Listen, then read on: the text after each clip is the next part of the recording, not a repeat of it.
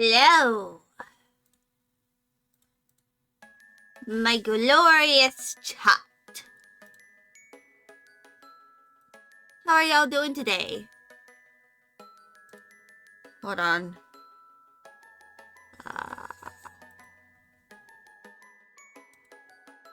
Hmm.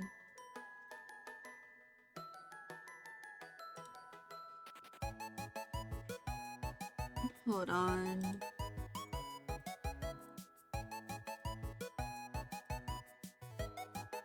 Will this work?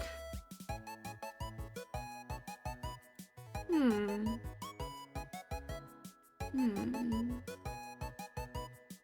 I'm not sure. But, yeah. So today, I have a few things I want to work on.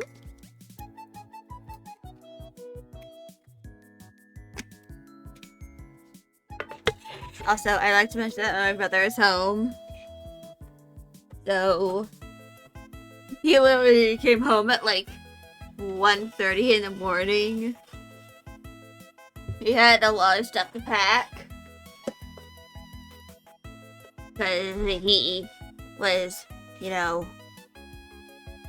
moving back home. Because he graduated from college. But yes. We are going to continue working on Perceptor.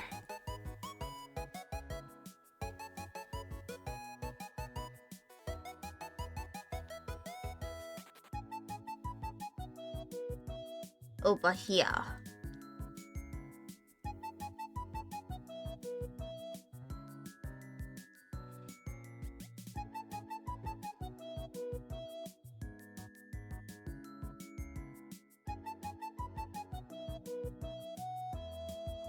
So I'm going to turn off the color layer.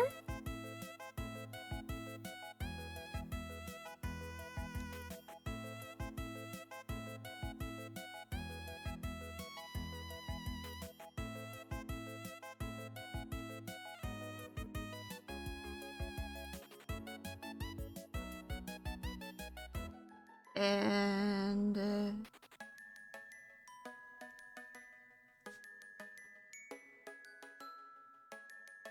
by the way, after my stream, I sent this a screenshot to one of my friends in the Transformers fandom who requested him.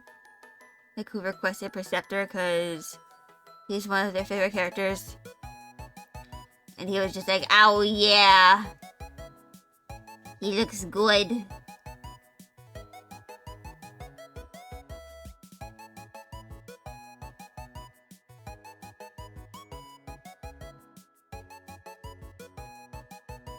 Which is very exciting.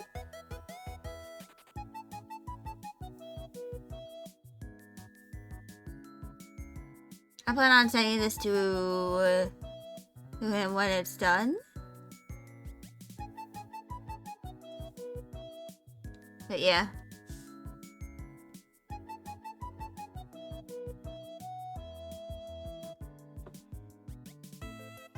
For now, I'm just going to work on him.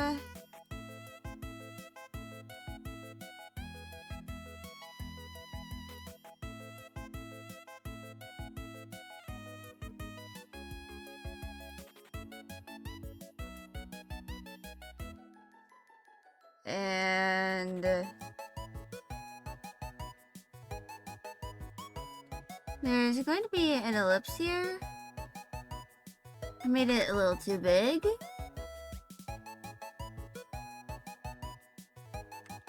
That's a little too far out.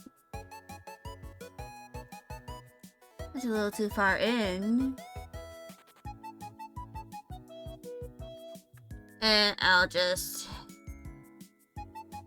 freehand it.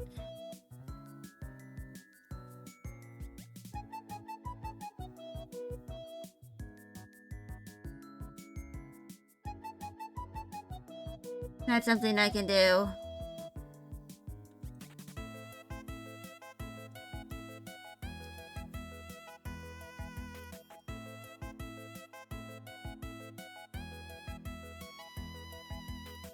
Also, from my experience with the Transformers fandom, there are like two very different characterizations of Perceptor. He's either a goofy science man, or he is a terrifying person. And the start of the terrifying sniper or terrifying science man started with IDW Perceptor. This one right here. Because he becomes a sniper.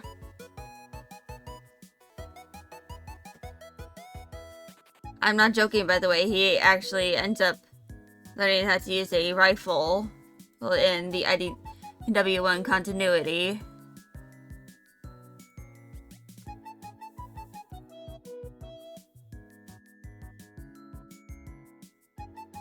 Because he felt like he was kind of inadequate in terms of the Autobot effort. So he kind of learned how to be a sniper.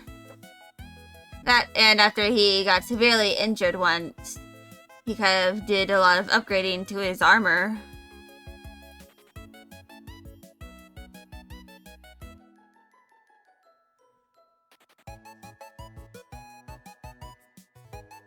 It's like very fascinating. It happened in All Hail Megatron, I think. I probably need to read more of the stuff that happens in the first IDW continuity. I probably need to read like Chaos Theory, especially.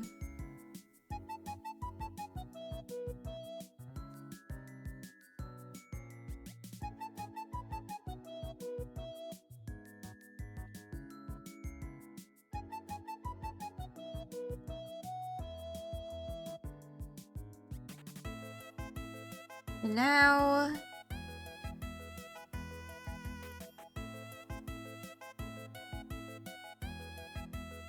Hi, Mags! A little girlie wanted to say hi. My little Magda.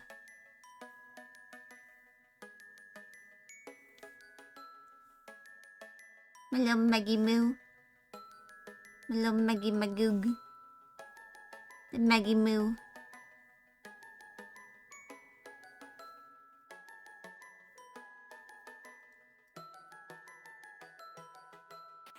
Because she's a very silly little girl. I might just completely omit the microscope for this.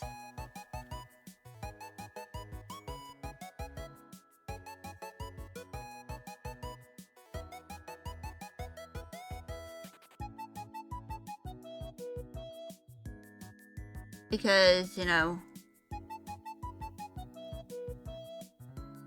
I'm not fully sure. Maybe I'll make a version where he has this microscope. Because that's kind of an important piece of his design.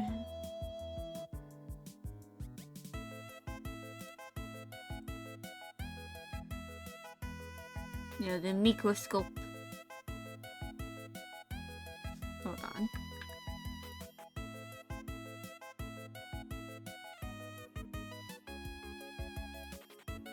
Alright.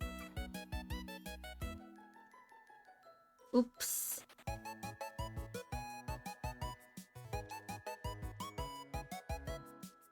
So... here we go.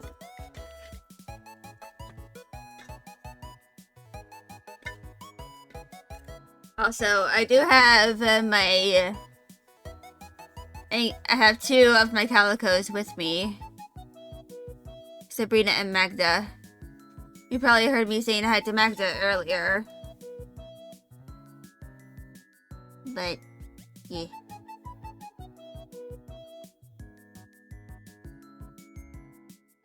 They're kind of like little silly beans.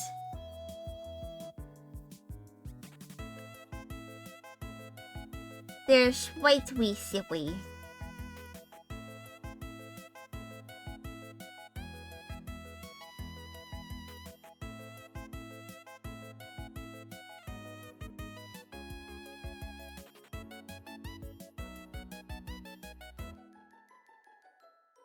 But they are, you know, calicos. But only one of them really has tortitude. And that's Sabrina. Because she was raised in a trailer park as a kitten. Magda, on the other hand, was a sewer cat.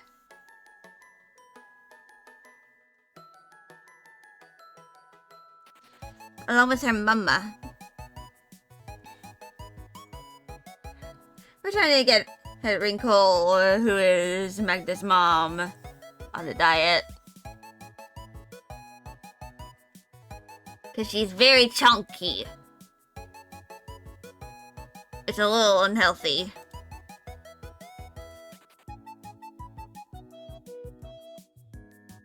I see a little bit it's pretty unhealthy.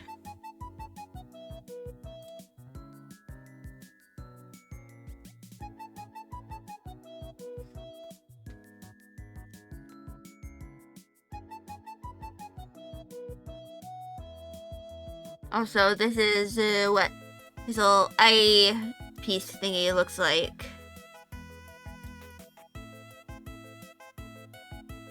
Oh, for context. But now, I'm going to get started on the legs. It's time for leg. Fuck, I forgot to change the color of this. A kind of stuff you'd only get with digital art.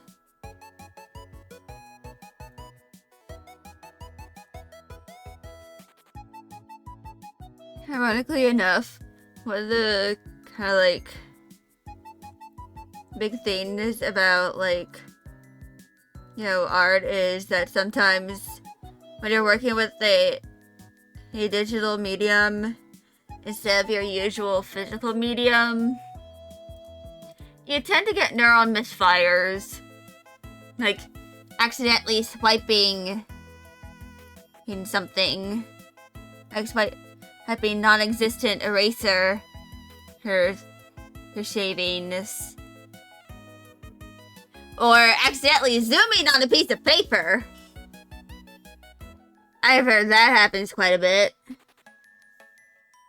I don't remember if I've ever actually done that before. I probably have. Back in my younger days, before I, like, started really, like, pursuing digital art as a medium.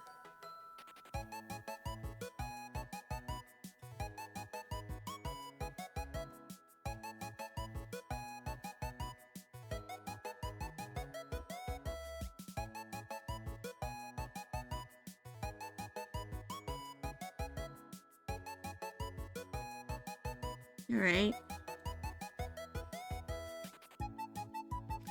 So it's kind of like that.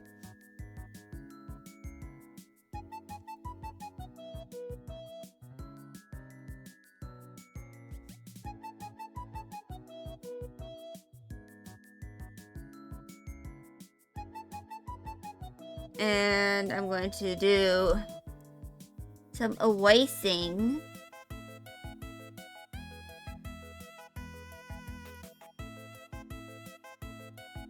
And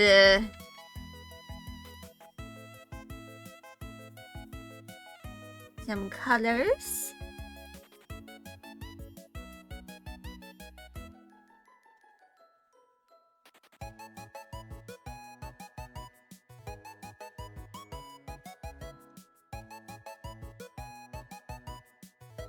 Bada bing, bada boom, boom, boom, bada bing, bada boom, bada ba bong.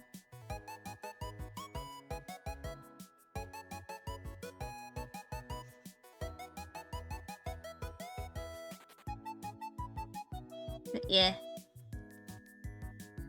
I plan on at least trying to get the flat colors and maybe a little bit of rendering in here before I like work on sketching out a new reactive. Because I think my current reactive is just my profile picture.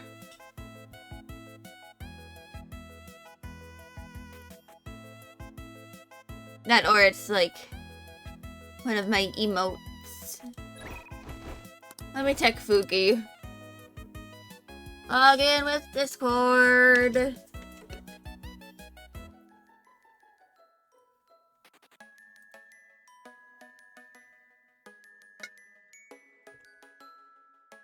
Alright. My current one is just my old profile picture. I only have like 3. It's my Discord avatar, the Minimus jar, and the firstborn.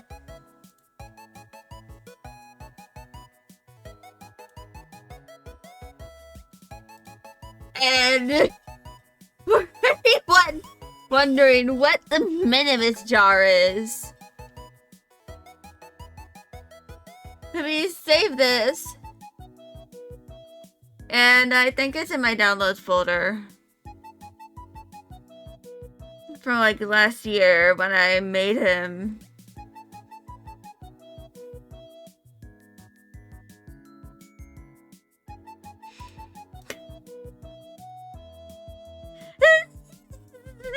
It's just this. I literally just grabbed a transparent PNG of a mason jar. And I put my joint of Minimus Ambus in here. Just named it Pickle Me Ambus. I wish I could explain why I put him in a jar. But I can't. I'm not that good at explaining in my thought process. I probably just thought it would be funny. To be fair, it is kind of funny.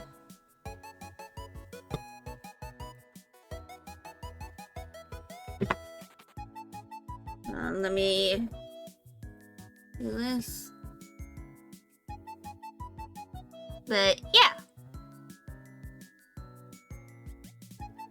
That is pretty much what I need to do. Wait, no. That is pretty much what I did. I put a Transformers character in a jar. A pickle jar.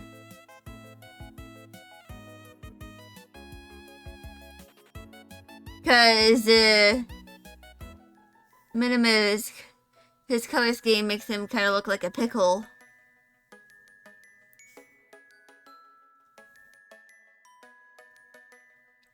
Hence why it was called Pickle Me the Ambus. You know, like Pickle Me Elmo.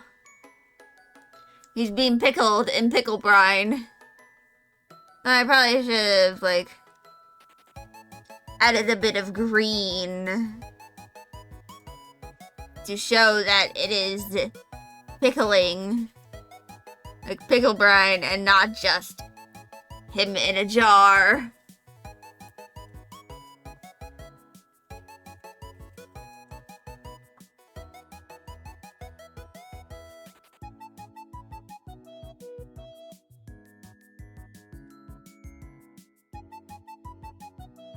But yeah. I gotta do a little circle.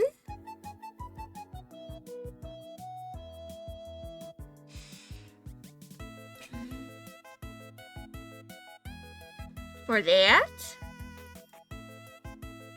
And I'm gonna do some straight lines here.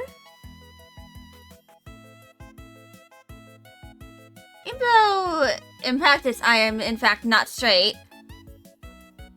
I sometimes gotta pretend. I'm pretty sure some people are going to miss that joke.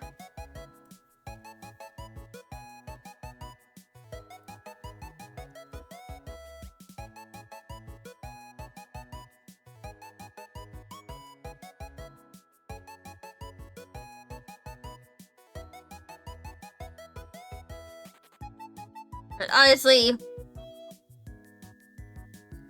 given that I'm, one, a VTuber, and two, part of the Transformers fandom, there was already a very likely chance that I am not straight.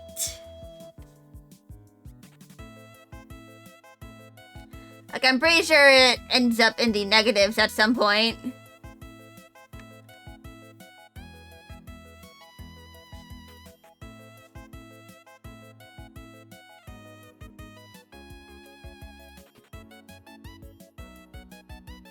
And just...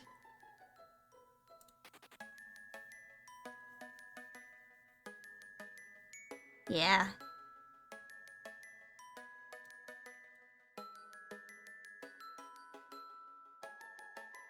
If I could explain all of my thought processes for, like, everything, I probably would. But sometimes it's funnier if I don't.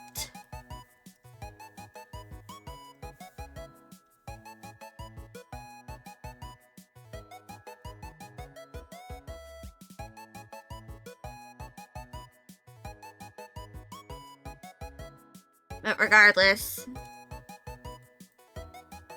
there's usually some aspect of whatever.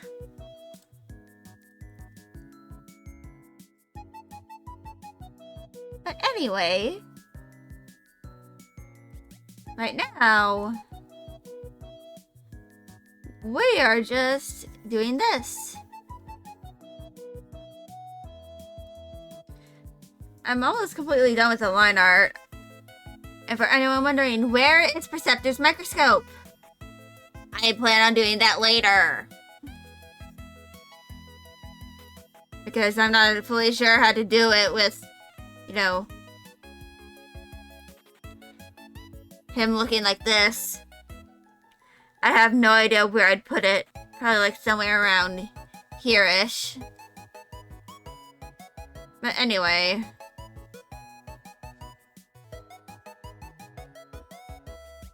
Regardless of that, the plushification must continue.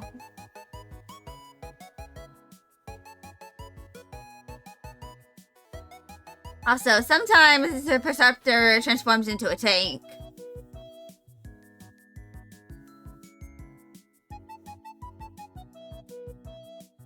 Honestly, the microscope to tank pipeline is probably a little more common than you think.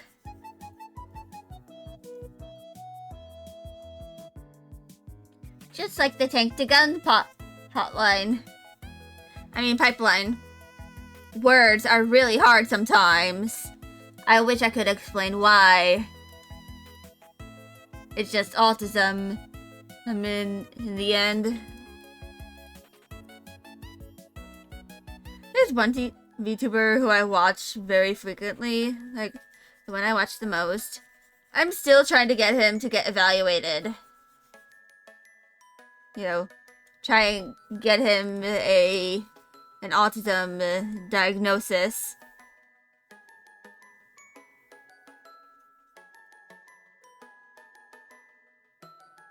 Because sometimes it's just better to know if you're autistic than to just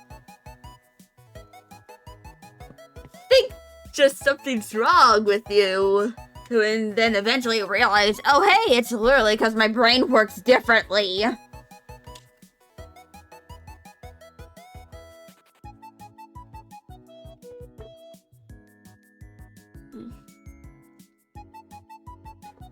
Gotta drink my oiter.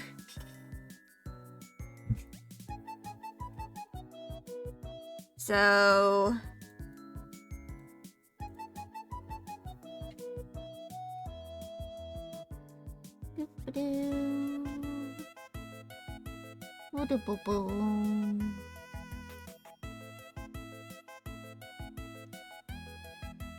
Alright. Now we gotta do his little trans.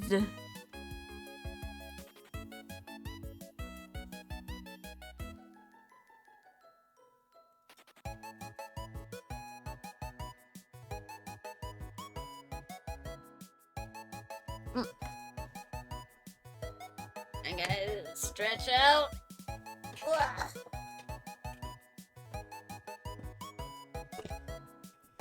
Oh, Sabu! Hi! I squid you. You like a squinch. My niabubo. Hey! She nommed on me!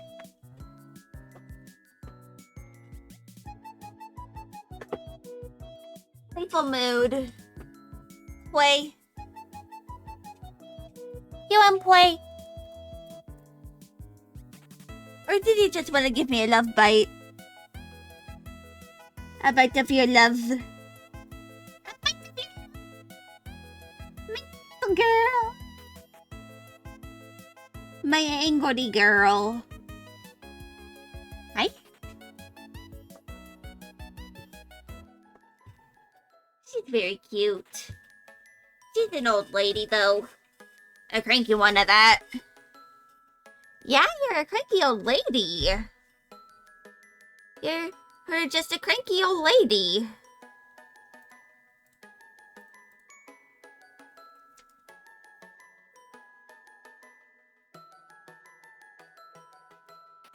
Let me try something.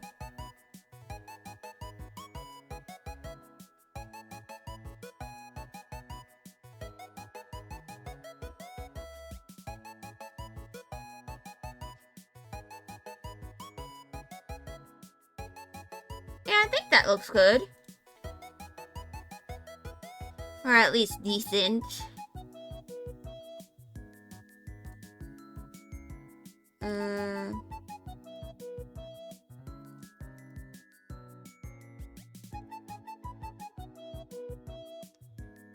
And yes, I did that just because I'm lazy.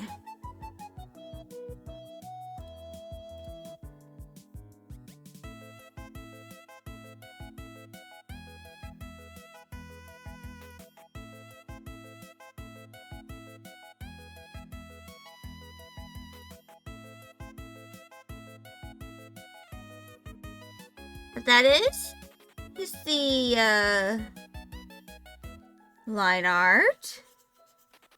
At least for, like, 90% of him. The 10% is the microscope that I'm still not sure how to draw.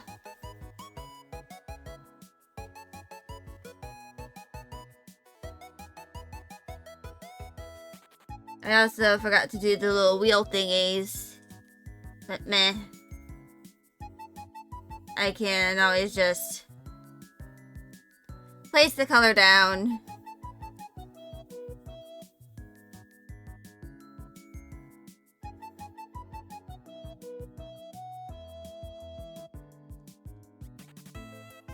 But yeah. So...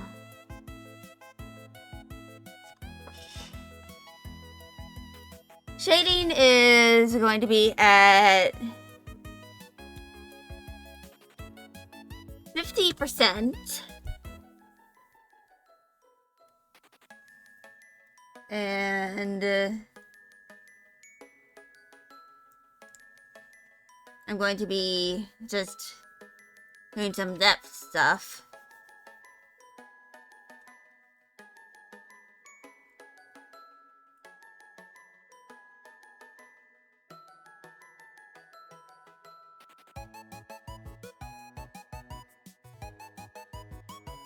Actually, let me turn this up to 75. There we go.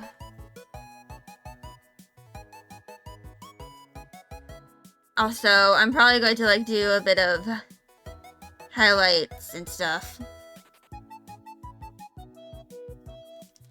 You know. Around his, like, highlights and stuff.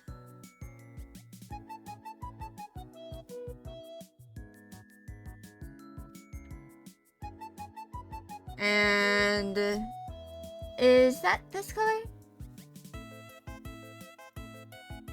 Okay, it's this color.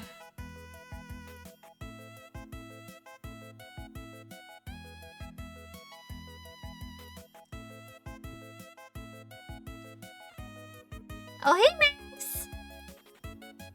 She has decided to say meowdy hoy.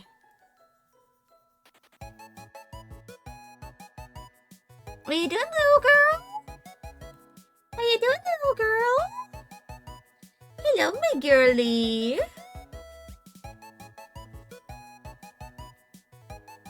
She just wants her squinch.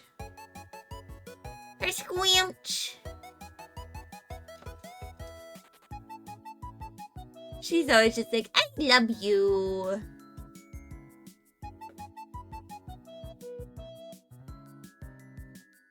And should I do this? Yeah, I am. Makes it look a little unique.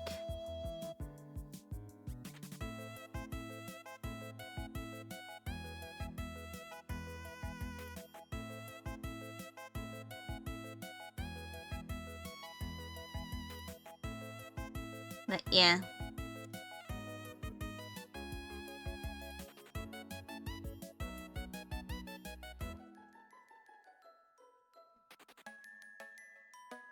I think I hear some funky snoring. Could it be the Nerbibo has chosen to take a nappy nap? Snore. Snore. She's so goofy. Oh, I just realized a coloring mistake. There we go, it has been fixed.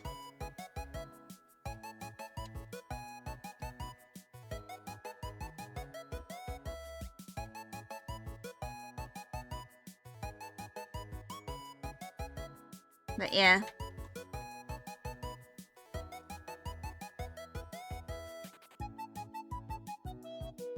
I am also going to apply some shading to these tubes.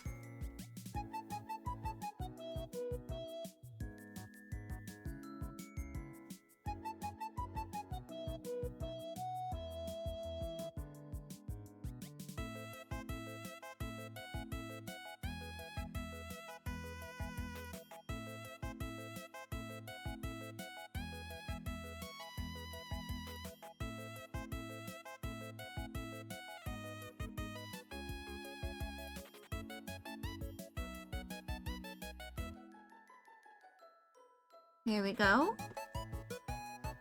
And yes, this is kind of to just add some depth to these PNGs. Because I originally made them like very, very flat.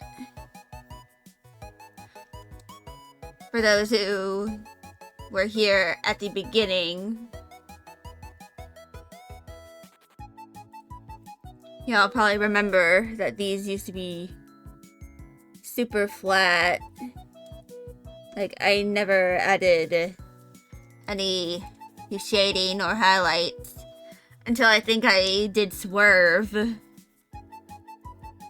And that's when I started kind of, you know, doing all of these rendering things. Oops.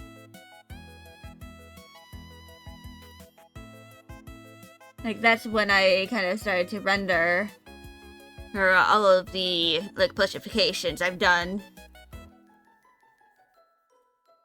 Kimchi snore.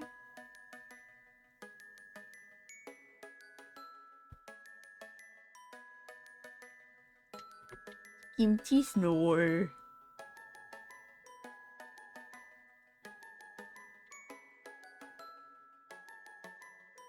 A snoring Kimchi.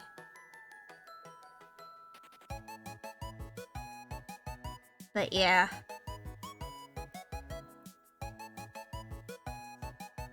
It's kind of like, you know, some things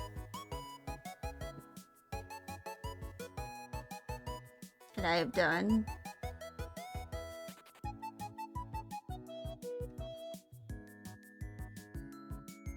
And I'm probably going to do an intermission soon. If only, you know, so that I can keep myself focused.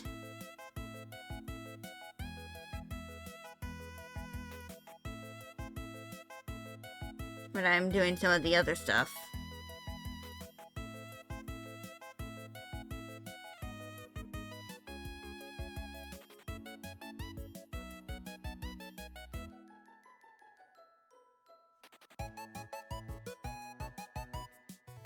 But yeah. I'm just working on these stuff.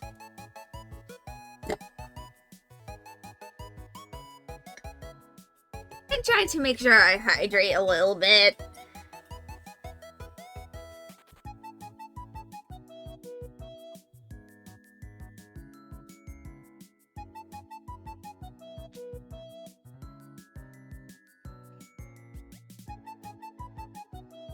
You know, just a little bit, a teeny little bit.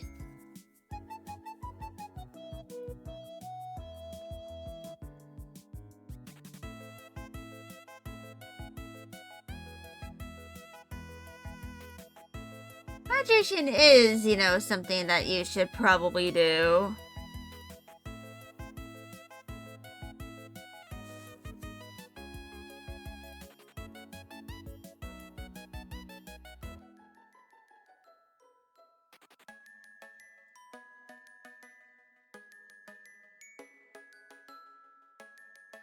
Alright. Yeah.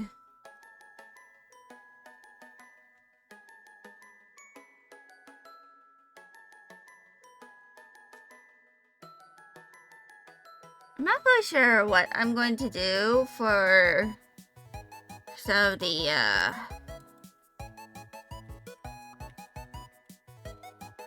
things I want to do.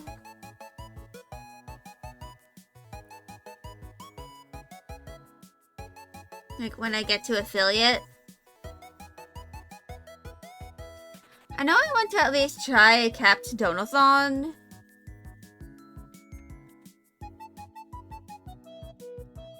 And the reason why it's going to be capped is because I am, you know, a bit...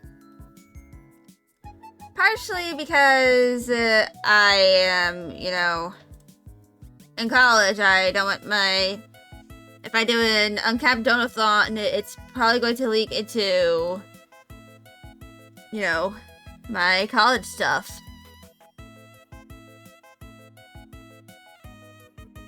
So, if I am to ever do any kind of donathon, that is if I get to affiliate before I graduate from college, I'll probably do an uncapped donathon. And not only after I have gotten my degree and don't have to worry about, you know, having to attend college classes anymore.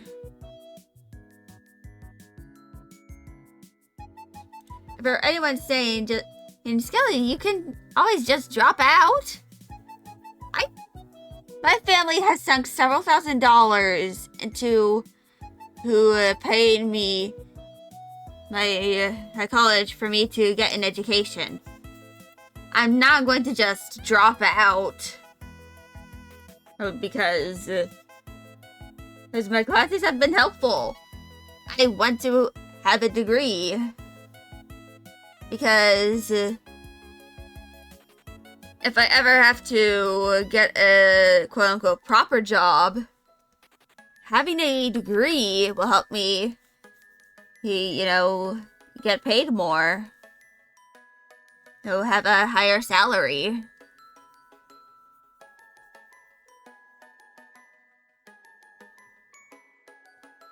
Of course, I still need to, you know, develop a portfolio and all that.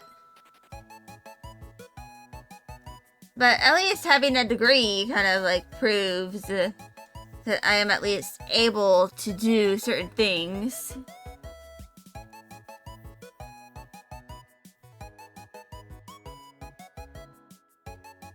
And that, I paid money in order to get taught some other things about the career I want to pursue.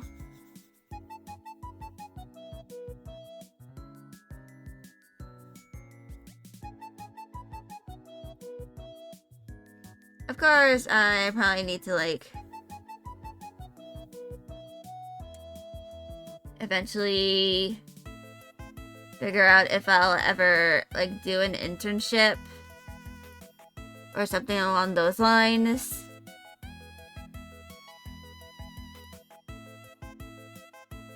And if so, I want to make sure I am adequately paid, for my work. I'm not fully sure if I'm going to keep my commissions open during my semester. I'll probably open them once I am, in the latter half. And I don't really have to worry about assignments too much.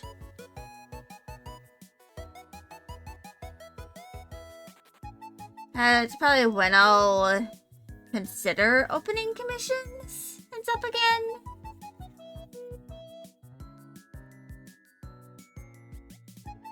But there is kind of one thing.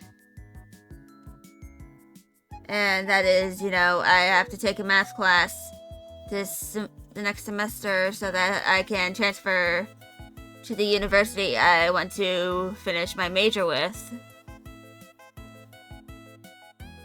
I'm trying to be a little more sensible with that.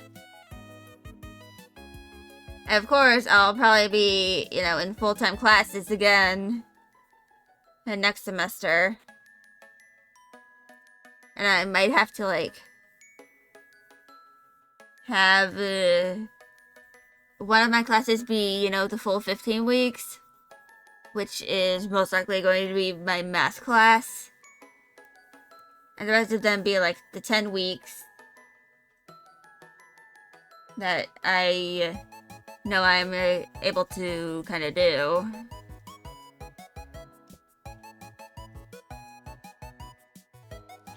Hi, Sapu! What you doing? How's it going? My Angie boy. She's like, what? You're being very silly. Oh, she's a woman. What is that you hear? Did you hear something? Did you hear a noise?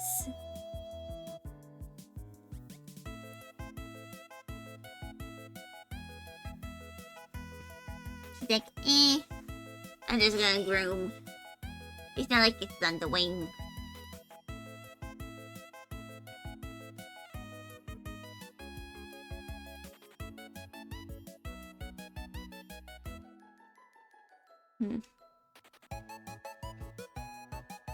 Oh. What you see? Would you like some help? Would you like some help in getting up and out? Meep. Come on, little Mimi. Wait. You have a ball? Yeah.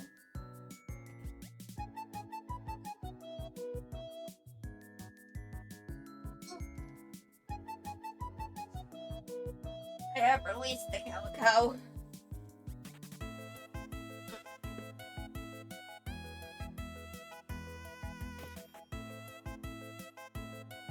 Ugh.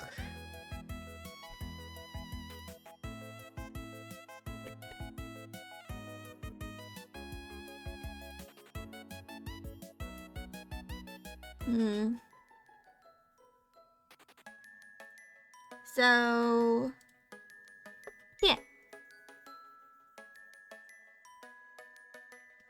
I'm...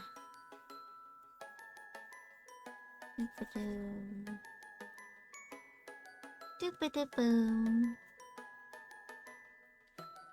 once I'm kind of done, or at least mostly done with, you know, Plushifying Perceptor, I'm probably going to do an intermission so that I can recuperate, and then I'm going to kind of get started on designing a new reactive for if I ever need to go into PNG jail.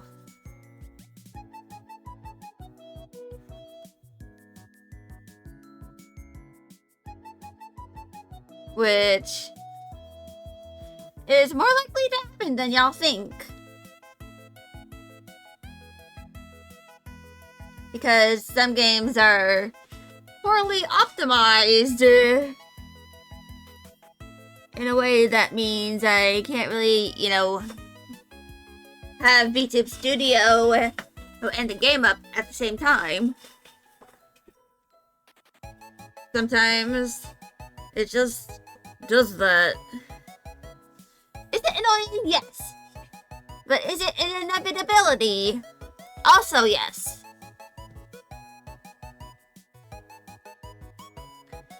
It's just one of those annoying things that might eventually happen. Yeah, or if I'm just feeling kind of low energy and, you know, don't really feel like, you know, being all emotive or like expression-y. I'll probably just like put myself in PNG jail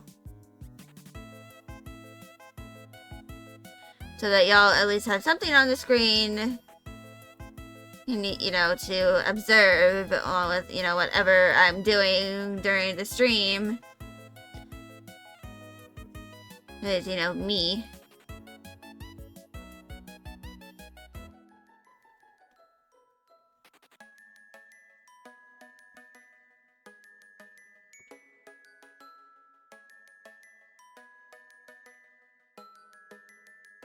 So yeah. The reactive is something I'm going to be working on after this.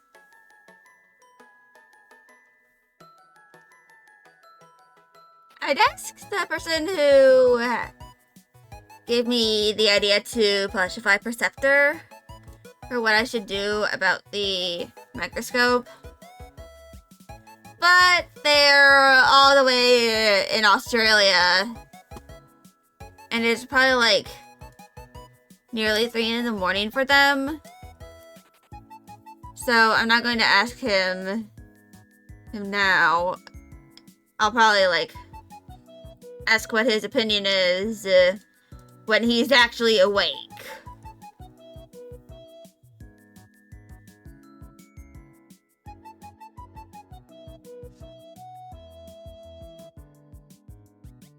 Maybe I'll make a few variations of this Perceptor. Probably like one where it's, you know, just plain old him without like any of the, like his little eyepiece or his microscope. A version of him with his eyepiece and microscope. One with just his eyepiece and one with just his microscope.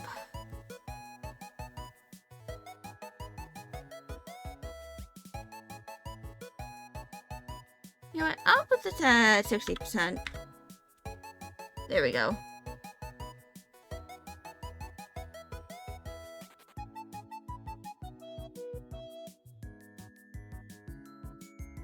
But yeah.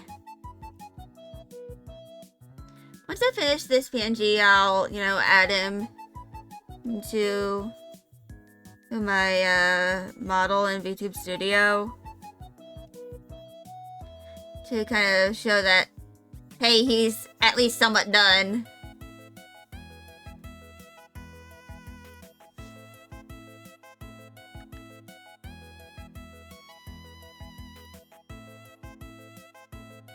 Probably not like 100% done, but at least he is done enough.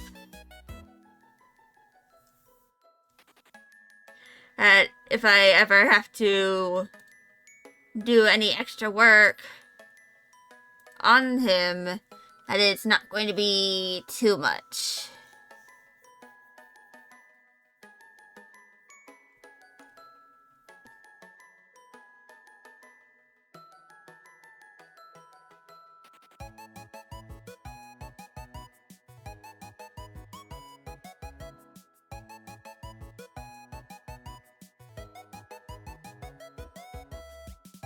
Yeah. It is what I do.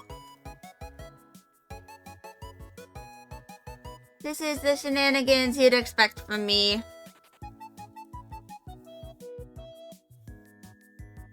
Or at least the shenanigans you should expect with me.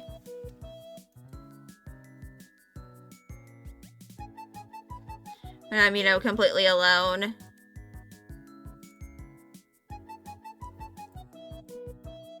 And have nobody else to help me be entertaining.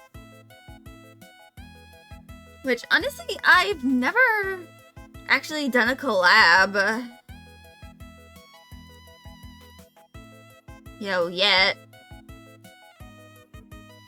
Mostly because I have no idea who in the world I'd ask to collab with me.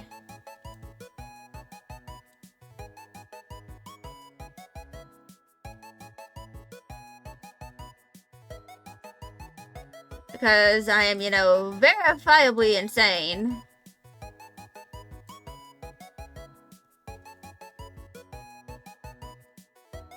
Just, you know, a little crazy. I'm just gonna do 3 of those things.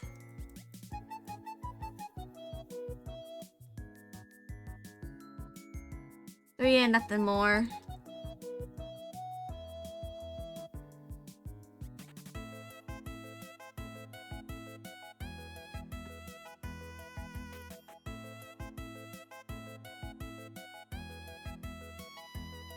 But yeah. There are probably some things I definitely need to do over this summer. Writing my novel is one of them, of course. I'm probably doing my write-a-thon. I just try to work on my novel as much as I can during one of the months of the year.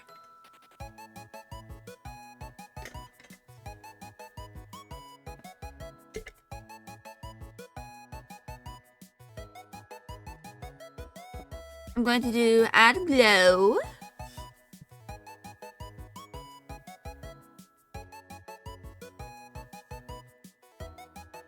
I think I'm just going to do some of the lines.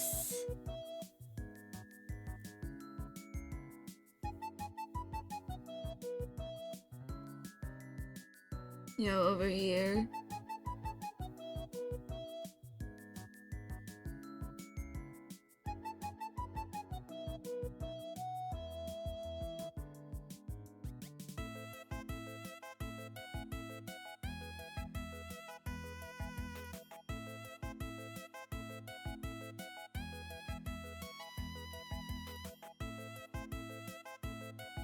And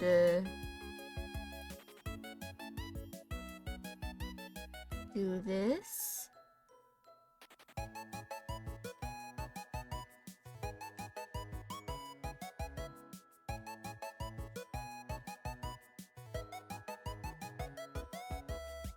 I might do like a little gradient thing with him, I don't know.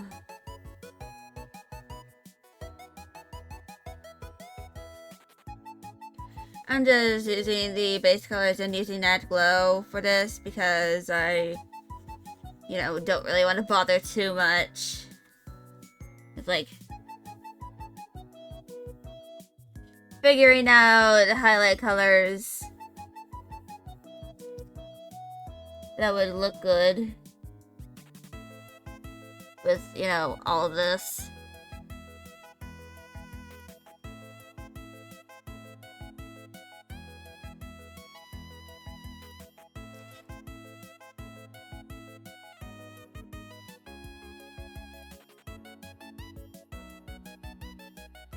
But yeah.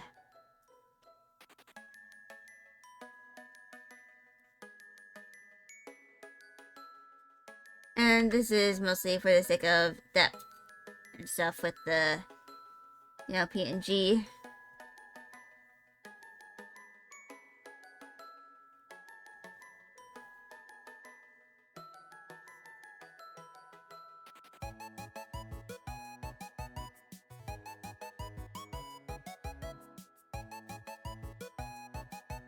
Because, you know, I want to make sure there's at least some form of depth here.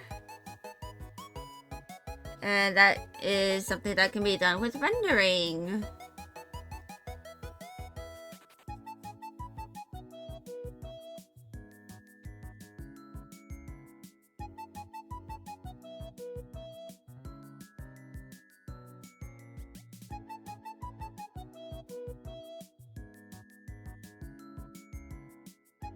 And here we go.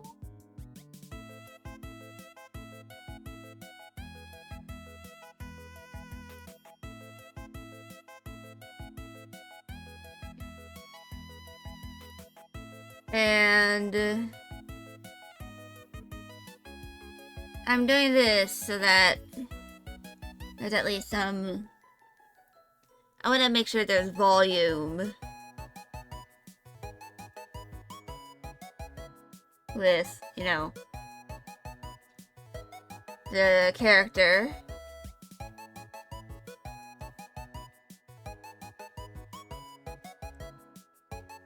Because it's like something important. You gotta make sure you give your characters dimension. You must give your Blorbos the dimension they need in order to feel real.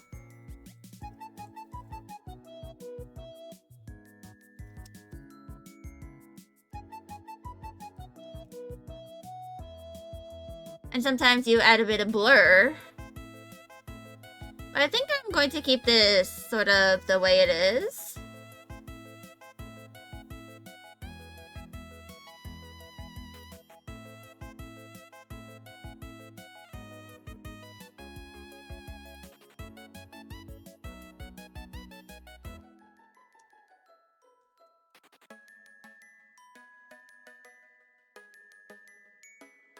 Or I am, at the very least, going to keep everything as close as I can.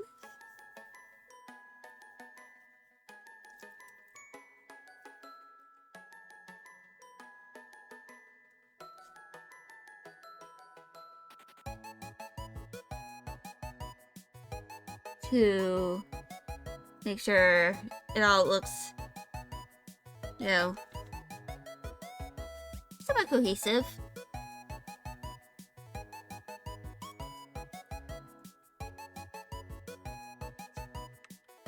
I think I'm just going to do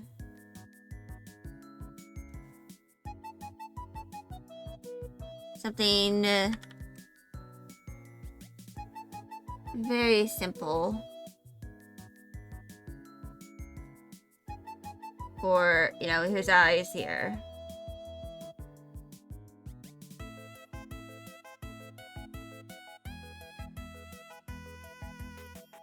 And I'm going to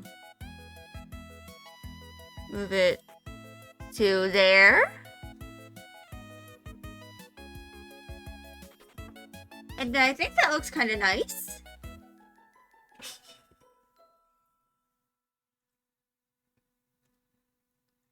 And I think I'm going to add another little thing here. You know, add a little more shininess.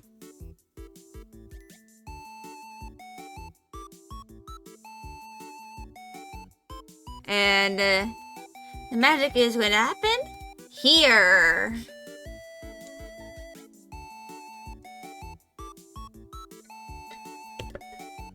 I really like rendering. It really helps make, you know, the characters pop.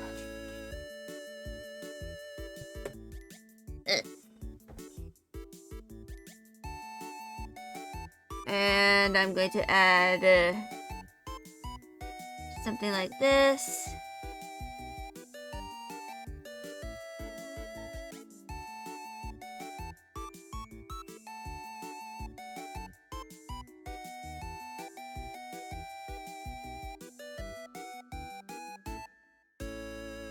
Wait. Yeah.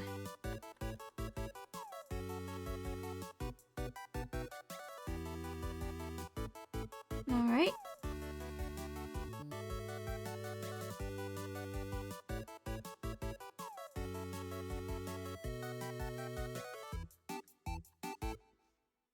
So, yeah.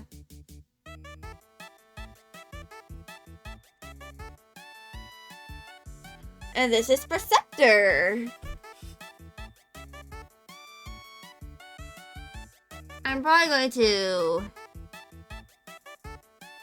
once they're online, I'm going to ask the person who asked me to Plushify Perceptor if I should, try to implement his microscope. Maybe I can VC with him as I, kind of make it.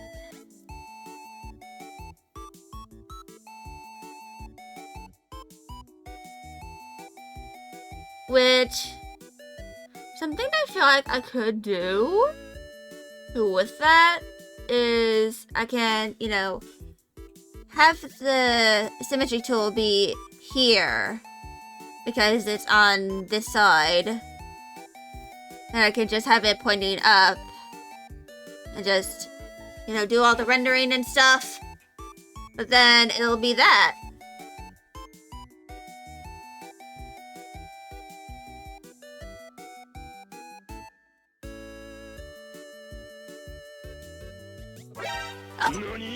Hello, Technic Bread! Let me just...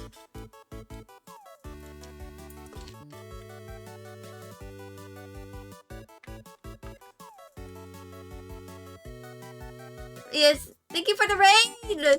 Hey, Bread! Hope you're doing well. Hope you had a good stream. If any of y'all need to get food or anything along like that, also thank you, Bread Queen, for the follow. If y'all need to get food, use the bathroom, just walk around and stuff, just go do that. Y'all don't have to stay here if you don't wanna. Or y'all could just lurk or whatever. Or that helps with the numbers, because I'm trying to get to affiliate with my affiliate push. But yes, hello! I am Skelly. I am a Dragon Fairy VTuber, and I plushify Transformers a lot, because that's my special interest. Also, thank you, Thunder, her 0011, and for following.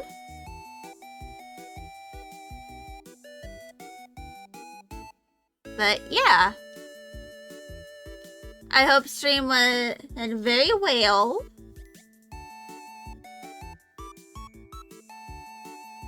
For y'all.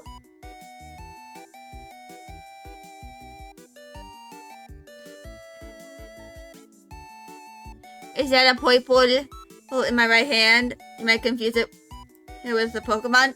This is my OC, Subi Ector. She's a Transformers character that I created. If you want to see a more rendered version of her, here you are.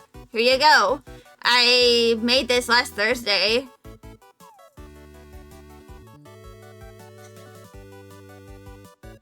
I need to put it through Nightshade before I post it, though.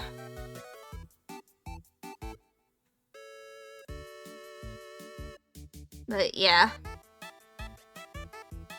I like the funny little robots. How am I doing? And I'm quite well. My brother just came home last night. From college. And I helped him, unpacking stuff because my mom was exhausted from, driving and everywhere. you know, to and from, because it was like, it took them a while to pack too. But now my brother is home. We actually did a little bit of Just Dance together. Yeah. I ended up staying up until like 3 or 4 in the morning. And also, my commissions are currently live. So if you want me to plushify an OC of yours that is based in the Transformers franchise, I can do that. Or if you want a profile picture, I can also do that.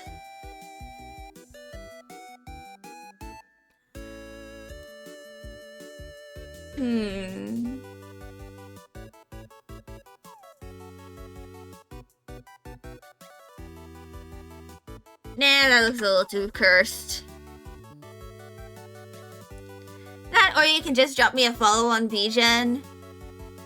The concurrent viewers. I think it actually went down. Because right now it's at 1.3. But that is still close to, like, how much I'm missing. I'm missing like 1.7 in the average viewers. For right now.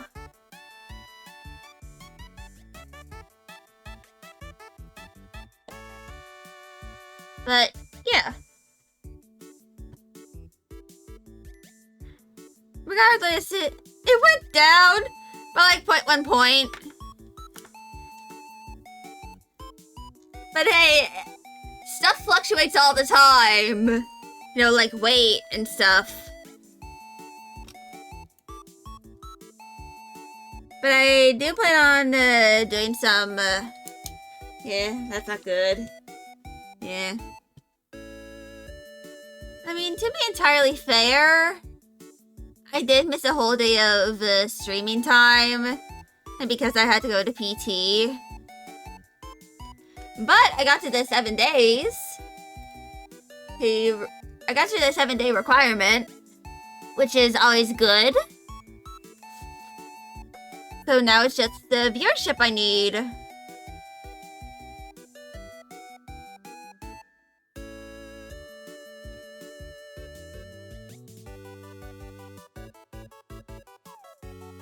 So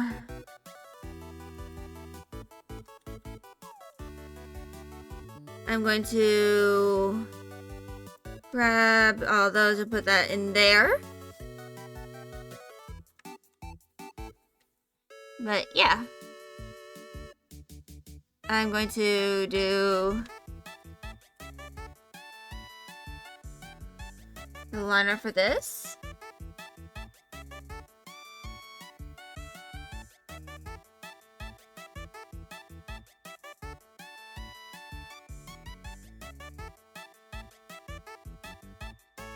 Which is going to be pretty simple. You'll make sure to tell me if I'm ever interested. Yeah. So I have a reference here. I'm gonna go to my pen here.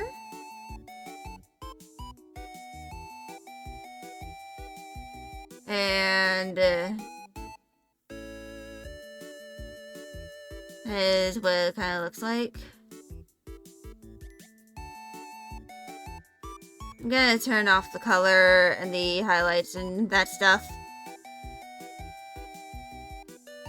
Might be back in a bit, but I have a few matters to attend to. Understandable! Don't let me leave you hanging.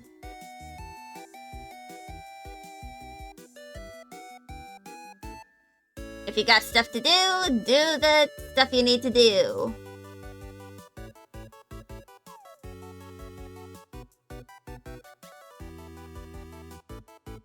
So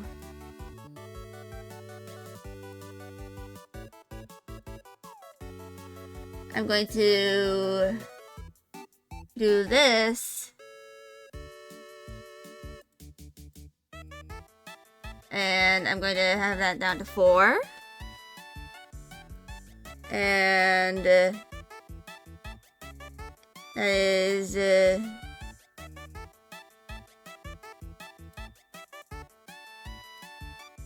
going to be that.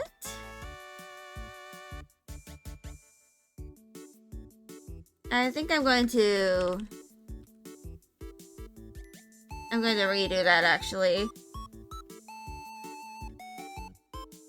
So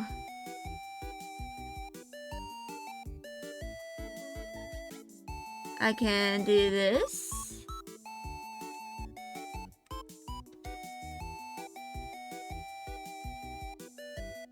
Need to be 16.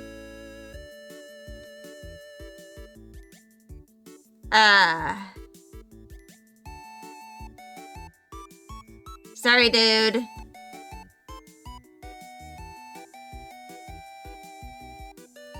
You gotta get bonked.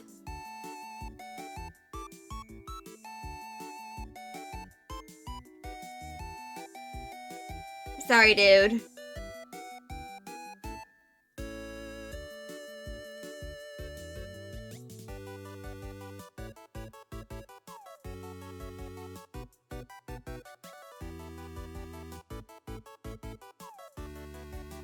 And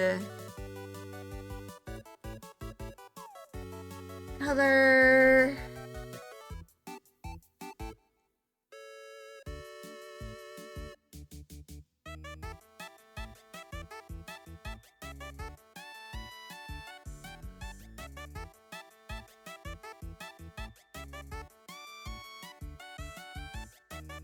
And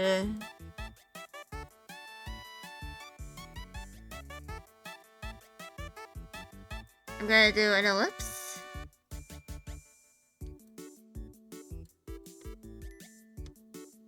And another one that is smaller.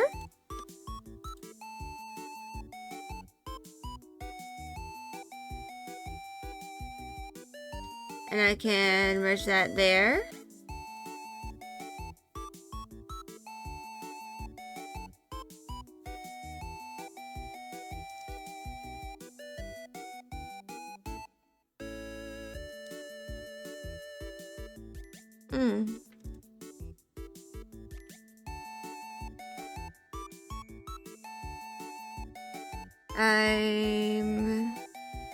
I'm gonna need to redo that line.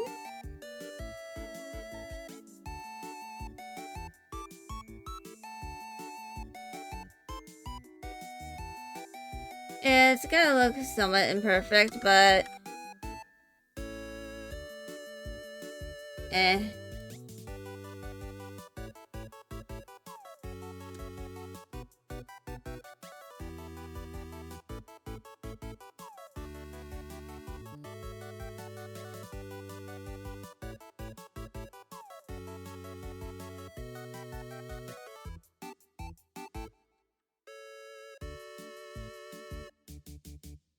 should be good.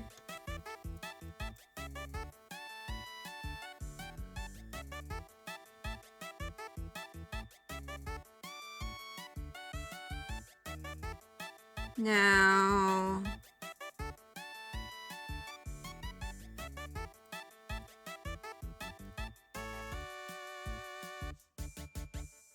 highlight,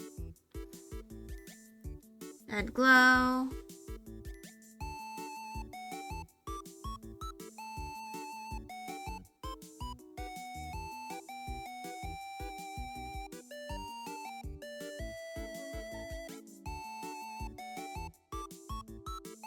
Yeah, Thunder didn't meet the requirement. Too young.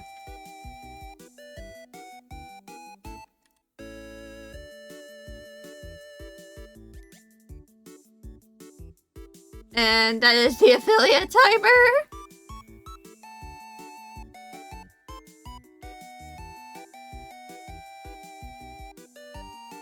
I mean, it is a little sad that sometimes I have to ban people who could help me with my, you know, my, viewership requirements for affiliate, but I, have my rules. I, need to go by. Why do I have it at 16 plus anyway? Well, it's because of some of the topics I might, talk about. And of course, some of the games I play aren't really for, younger people. Sometimes I might discuss some stuff that is a little too adult for younger people to really be, sitting through. If I make some sort of, more adult-ish joke. And, of course, there's a likelihood that I might make someone uncomfortable. Well, because of that joke. Therefore, I, have it so that that's why I kind of set my age range to what it is, because I know that some people are likely too young to, it's mostly, it's also the reason why I have all of my not safe for work stuff separate as well. It's to protect the younger people through having a space that is, for older people. That's where you do the same, although, all your viewers, so you find it okay, plus you find it to be people's own responsibility to step away or speaking up if the stuff they say is uncomfortable. Yeah, but it's mostly, just, for me, it's a precaution. Because I know that sometimes kids end up in a place where they're technically not meant to be. And the reason why I have that rule is, as a reminder of, hey, this is not a space for, if you're super young. Or,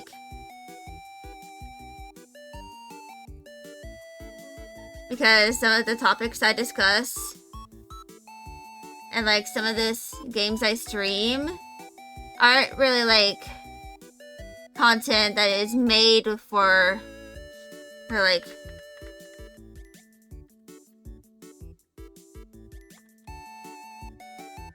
kids in mind.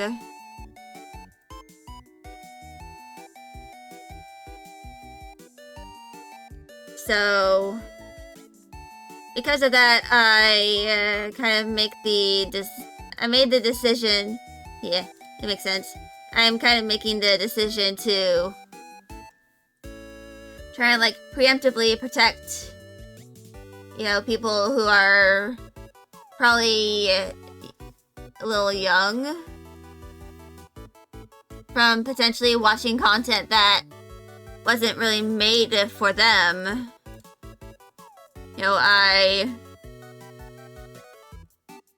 Even though this is kind of outdated since, a good chunk of my cousins are now old enough to watch my content now.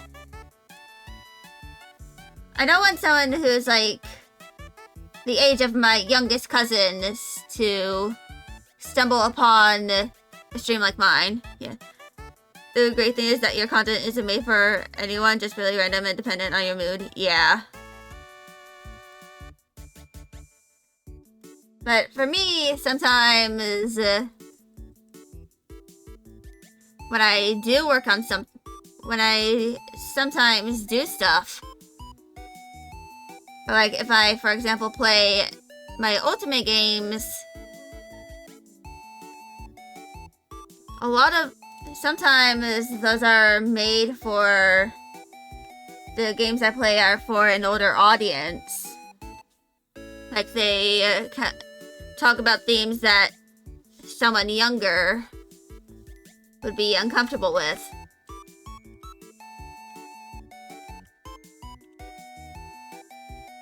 Therefore, me having my streams be 16 plus instead of explicitly 18 plus is like kind of a way for me to, you know, have a place where if you're not fully an adult yet, you can still kind of like be a part of a community. But if you... But yeah. I wish I could explain it better. It's just I want to provide a space for those who are, you know, very close to reaching adulthood. Like, a place that is at least somewhat safe for those who are close to being adults. But also, you know, a place where it's, you know, safe from, like, people who are too young.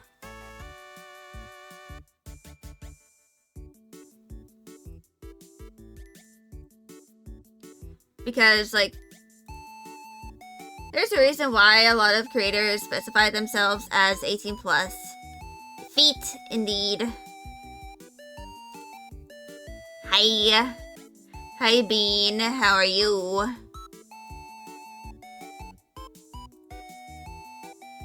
So... I'm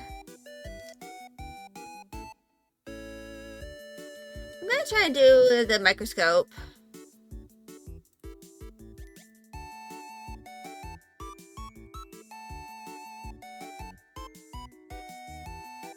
I forgot I had Subi there.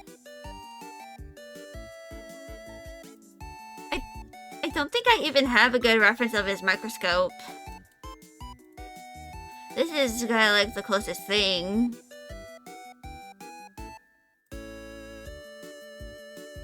I'm going to have this be out front first.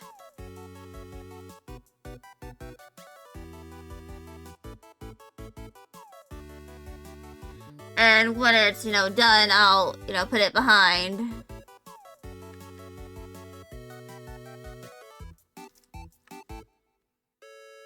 You know, Perceptor.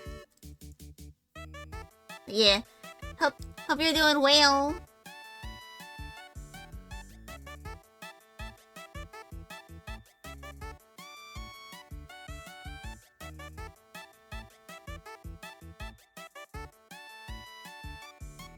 But yeah. You know what? I'm going to go gather some more references. You know, that's my browser sources.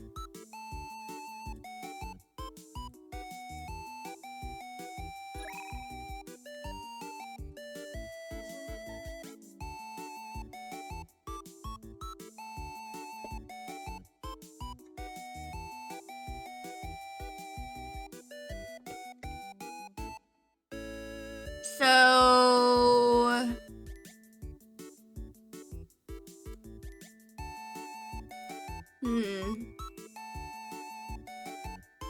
I might not be able to, like, look too much at chat for a moment. As I am, you know, working on this.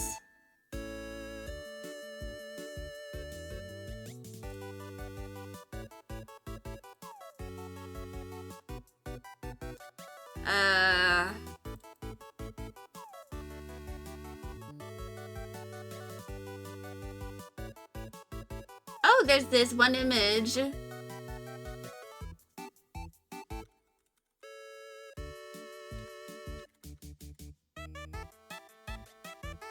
Eventually, I'm gonna have to make more folders in my Transformers references tab.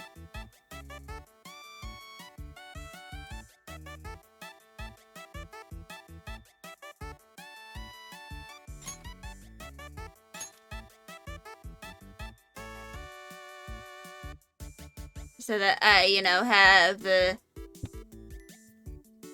specific folders for certain continuities and stuff.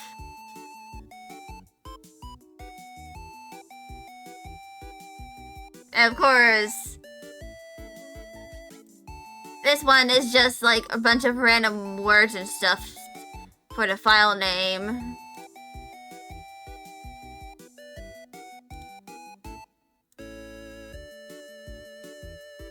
But yeah.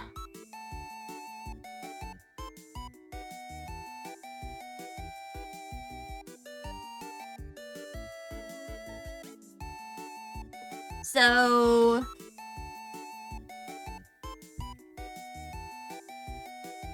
I literally just looked on Google Images for this.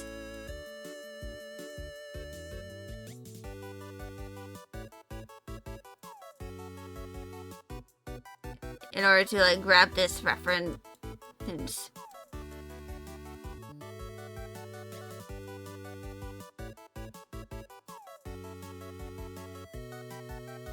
So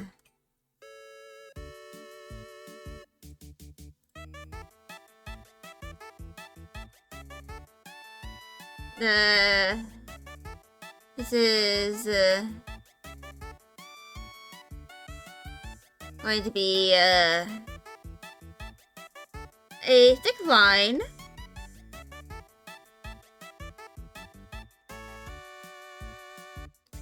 This is 7. And make that.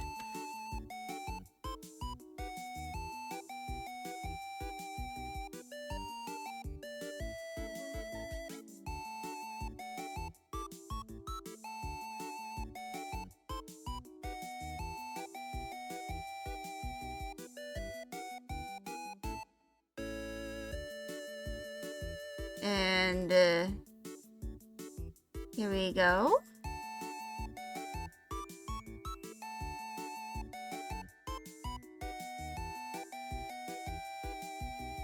And the colors.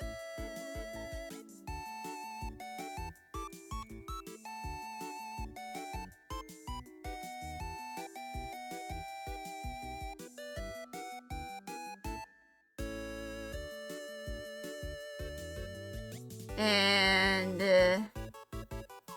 it's going to be relatively simple. And I'm not going to make these like too complex or like try and, you know, do stuff where I don't really need to.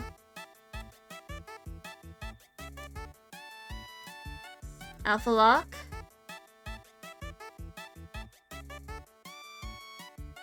And shading at 70%.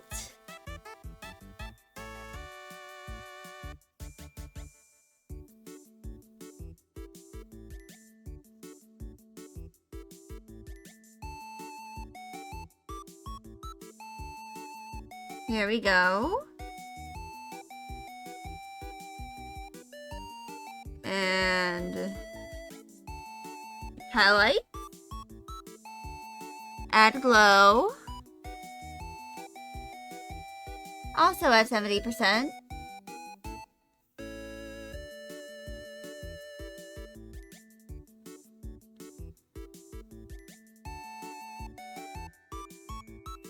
I'm going to do a little bit of a blur.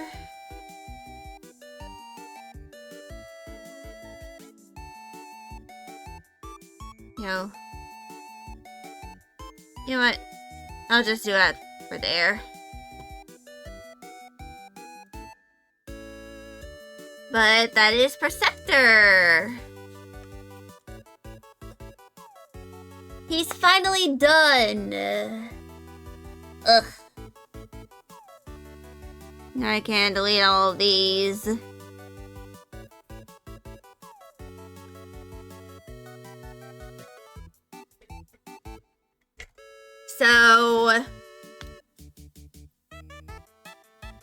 since that is done, I am going to go do an intermission. Use the bathroom and all that before I, start working on designing a reactive. Maybe one that I can have it as a your character here for, commissions and stuff. But I'll be back in a few minutes.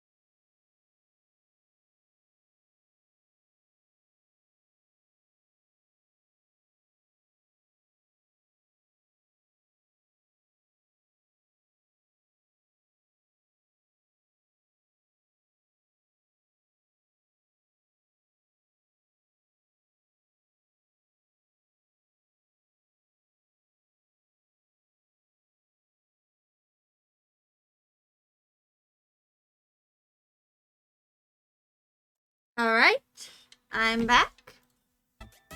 I'm gonna have a haichu since I am craving something a little sweet. But yeah.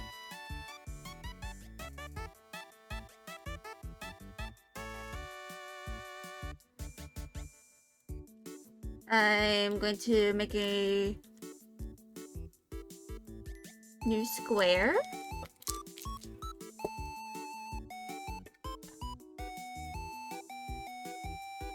Rest assured that I have sufficiently emptied my bowels. At least I hope so.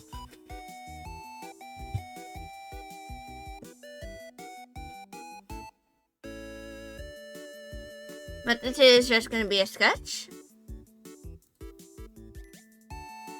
For now.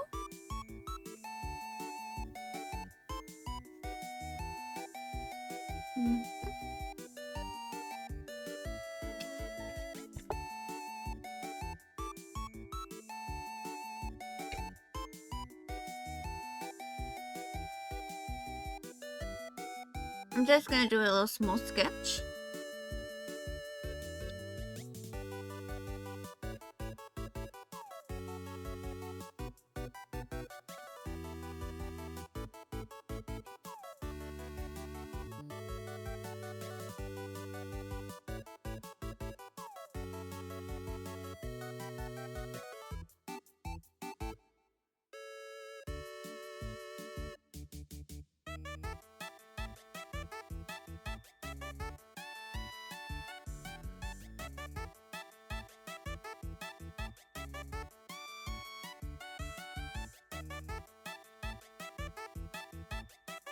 So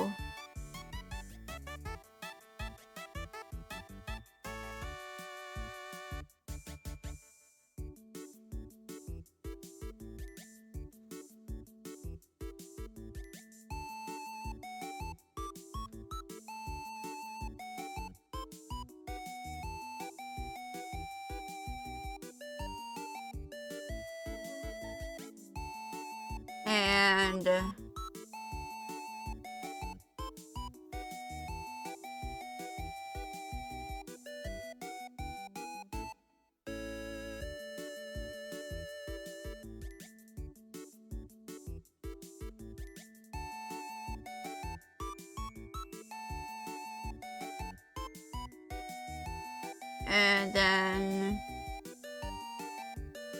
talking.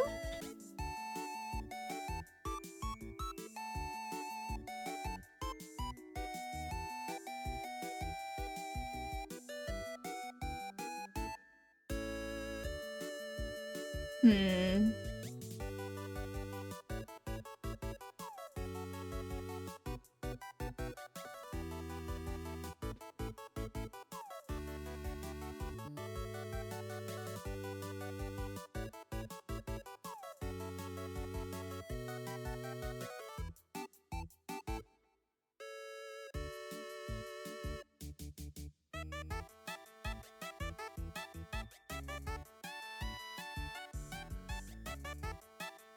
Hmm.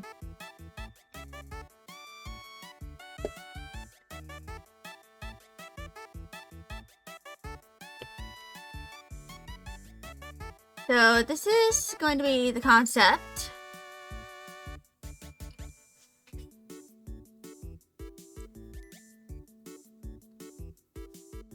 You know, for the, you know, plush.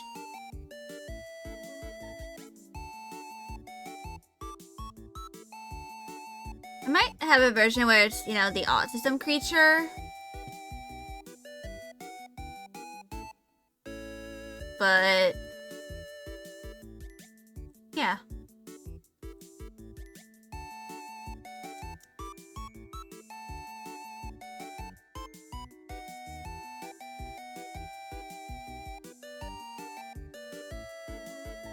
Or I can probably like make it so that people can specify if it's like their mascot or like a transformer, maybe, or like something else that they're holding.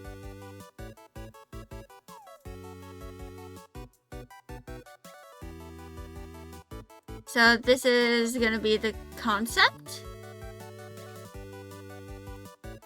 I forgot to add a paper color. Or to this.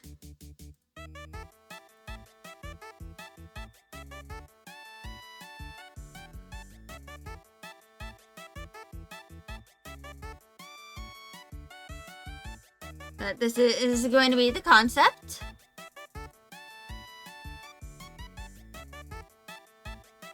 So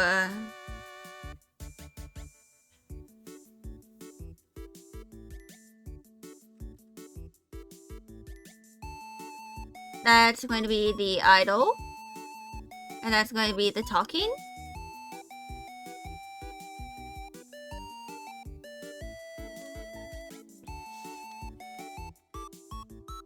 And let me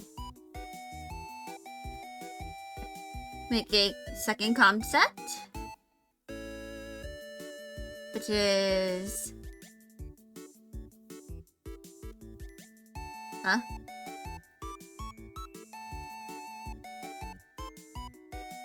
oh, I was accidentally in the transparent.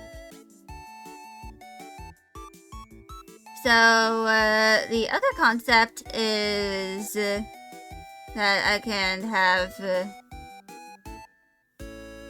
character kind of like in the 3/4.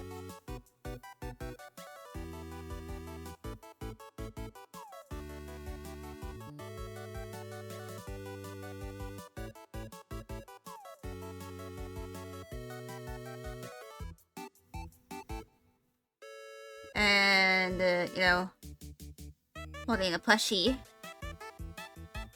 of something.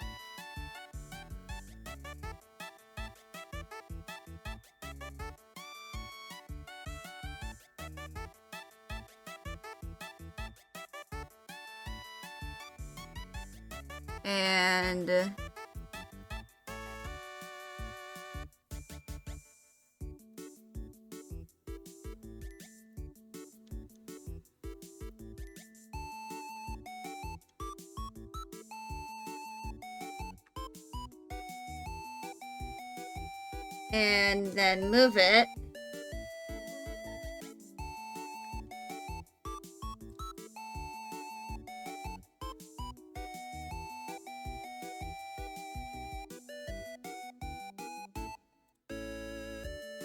And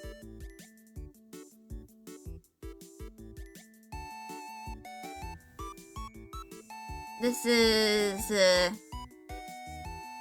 probably going to be what it kind of looks like.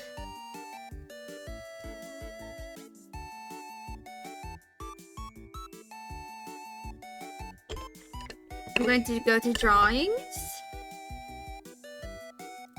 stream assets,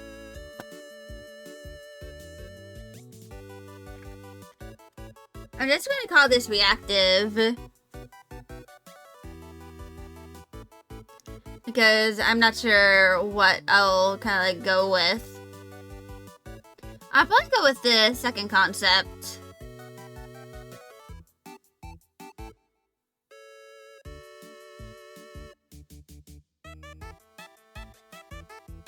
And I'll probably like have a different like I'll probably like make 2 versions, you know, the idle and the talk. It's not going to be really animated. But yeah. I'm going to put these up here. And let's get started on the gesture.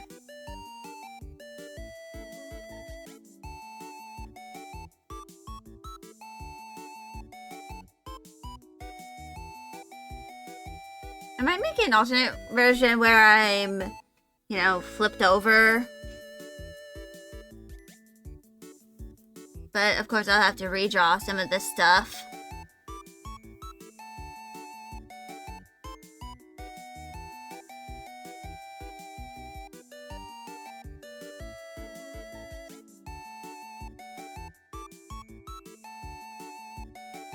And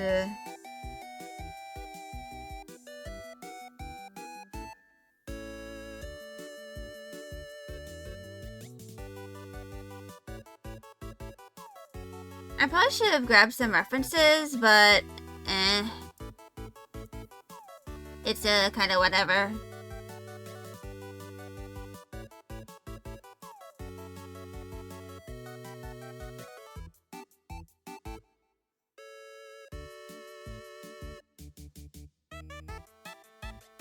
I'll just work on this as I go.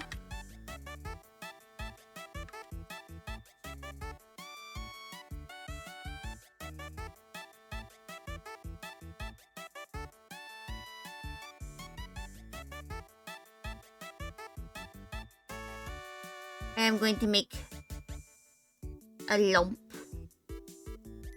That is going to be a plush.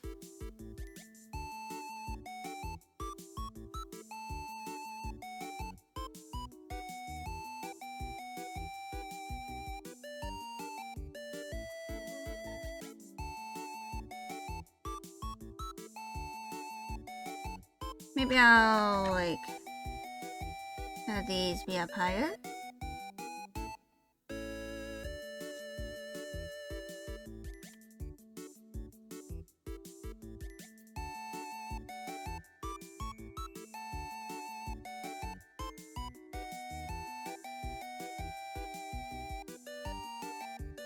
And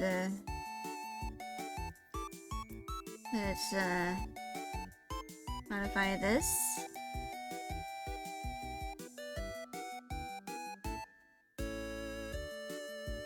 So that it looks a little like that.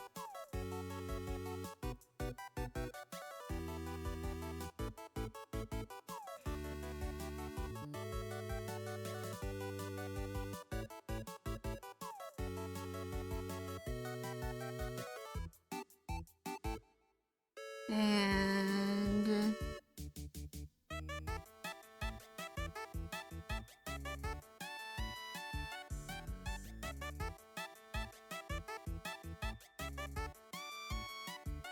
here we go.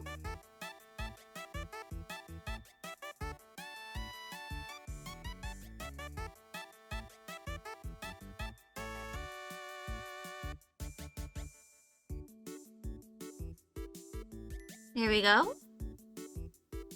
I think that's a good starting point.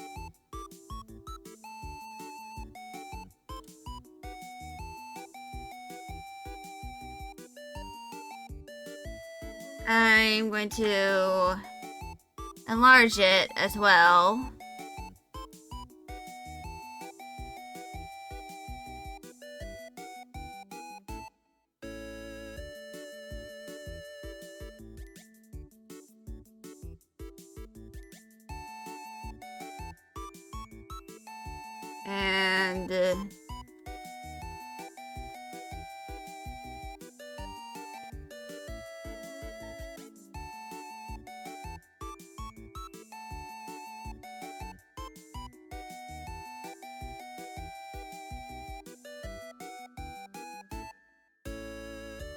And start off with the head.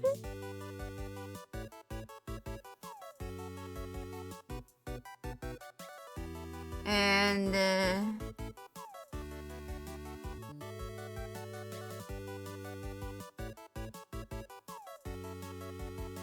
here we go.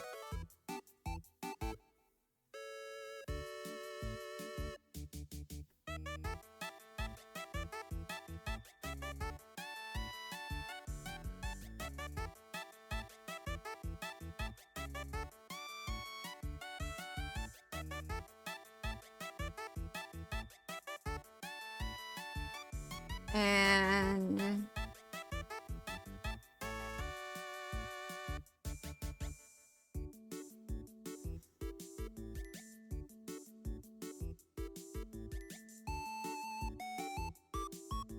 I'll probably like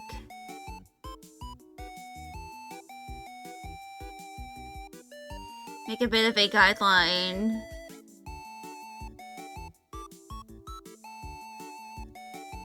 for, you know, the eyes and stuff. Because this looks kind of bad.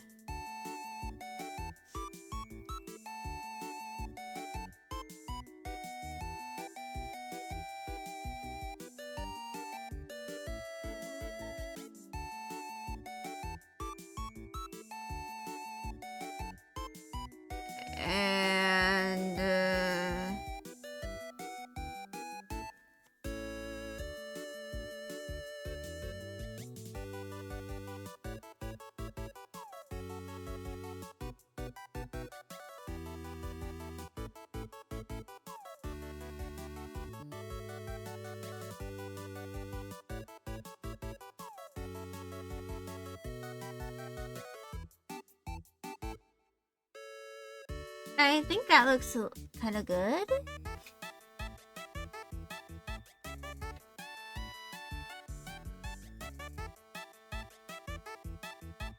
Also, right now I'm kind of wondering if and when I should like start making any additions to my model.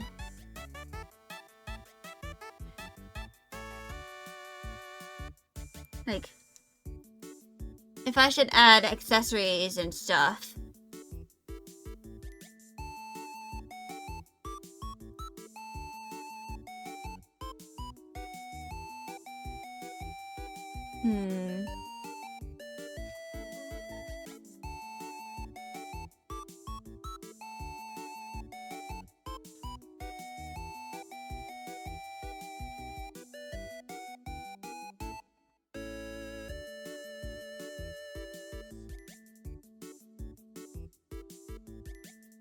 Sorry, I just heard something. I'm gonna redo the sketch. My brother's just being frustrated at something.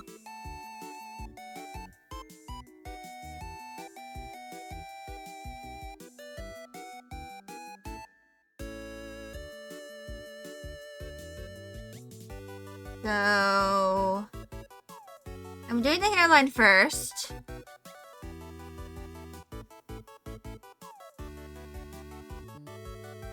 And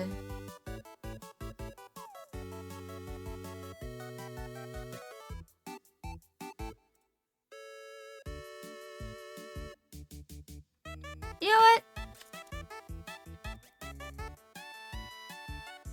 I think I'm just going to lasso, just copy and paste this.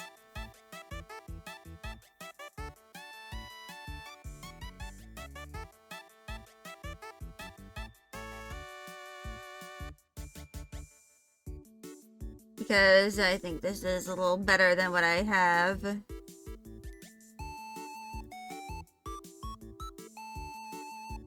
Right now.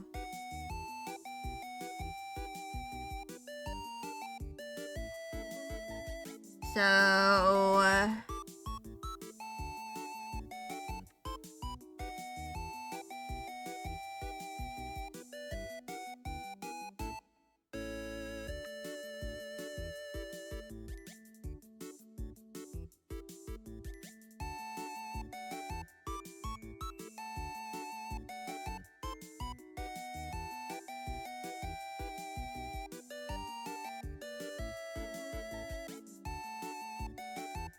and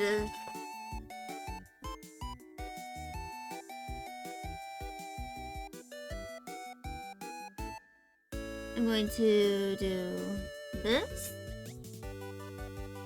Like, add my little guidelines.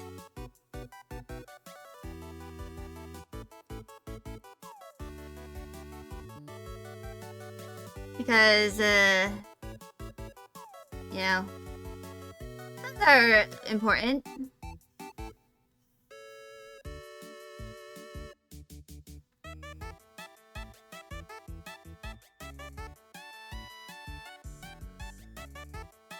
And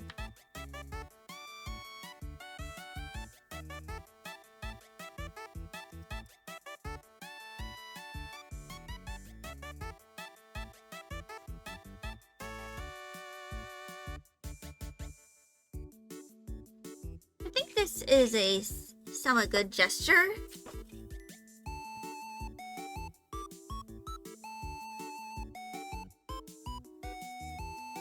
I'm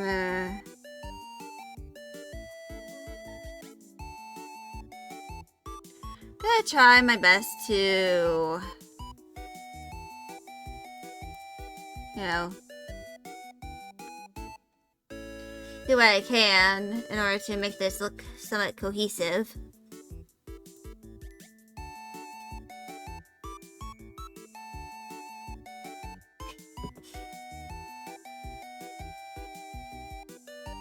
And I can probably like make a variation of this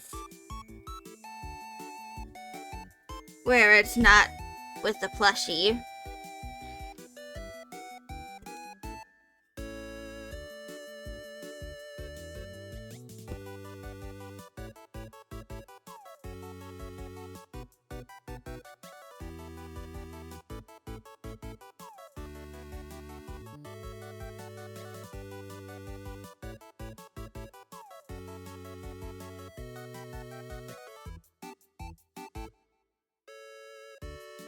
I have no idea who opened my door or why. But I'll probably ask later.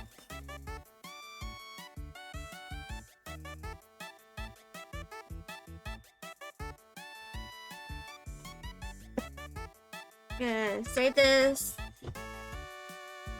I know I could always like commission someone to do my you know, reactives for me, but honestly, I kind of prefer the touch of you know,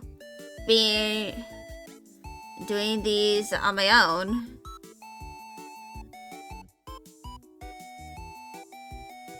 But that's mostly because I doubt I'd be able to afford for this commissioning like everyone, like commissioning everything.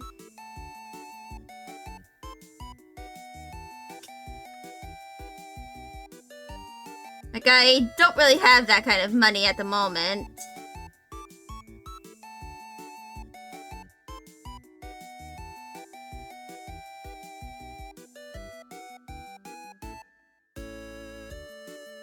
But I do know that I, at the very least, know how to draw so that I can always just learn how to do certain things. And then just make all of my assets.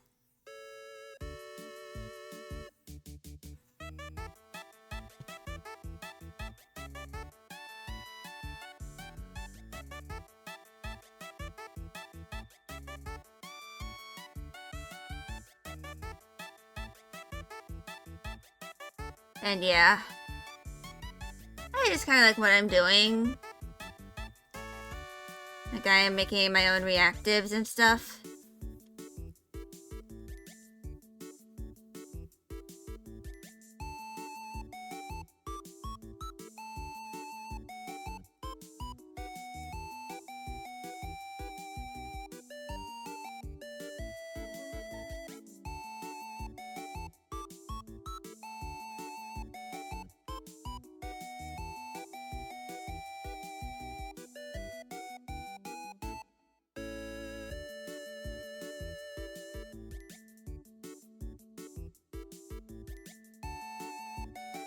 But yeah.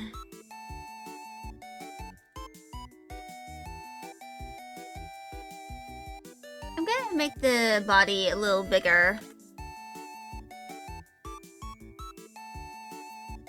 So it takes up more space.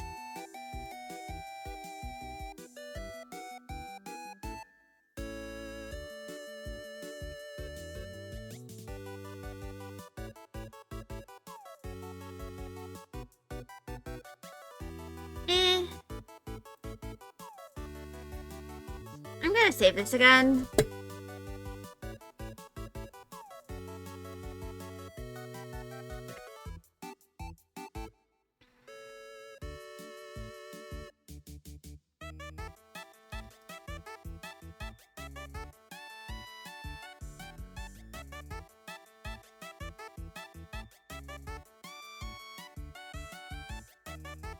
So, I know some of y'all are just like, Skelly, why aren't you working on your new BRB screen? You haven't done that at all. Just give me a goddamn moment.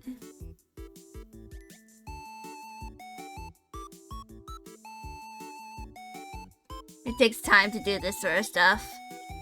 That and, you know,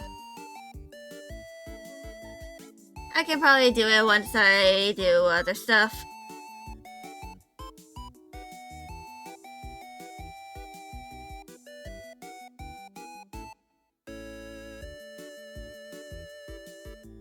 So...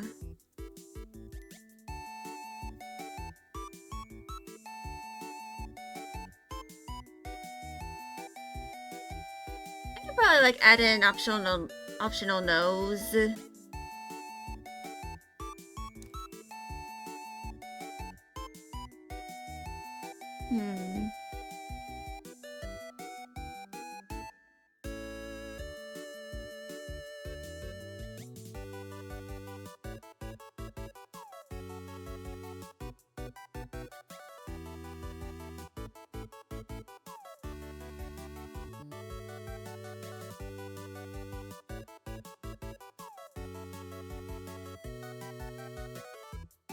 And I might have Subi here, but I'm not fully sure if I'm going to really add her to this or not.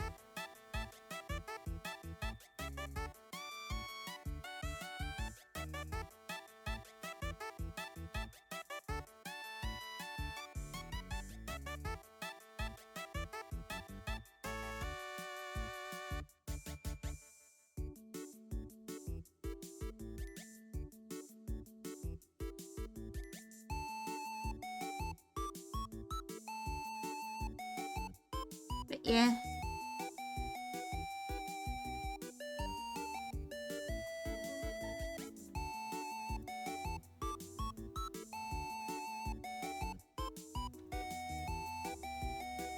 I'm not fully sure what I'm going to do, but like with all of this stuff,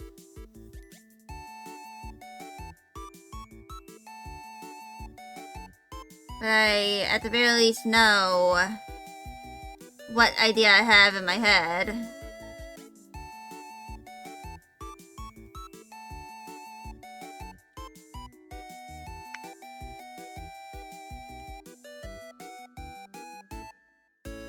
In terms of what I want to do for this.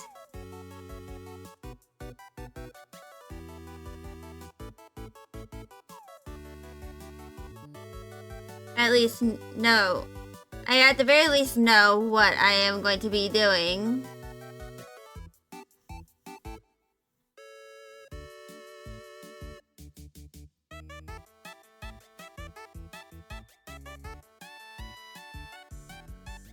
When it comes to some parts of this.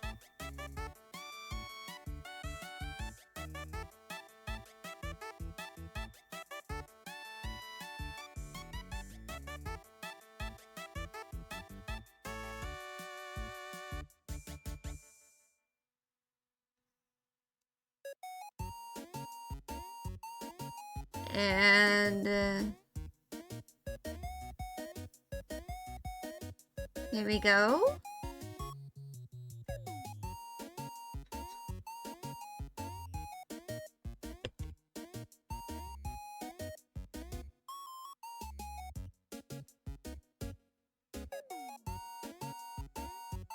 I'm gonna keep the top of the eye sort of light.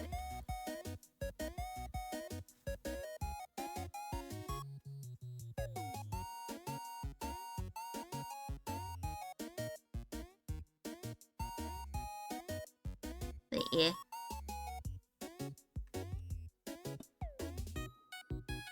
I think I can have this be the new gesture.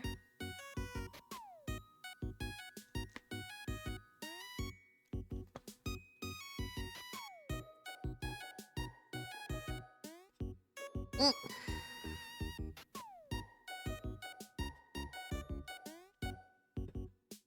Hmm. So...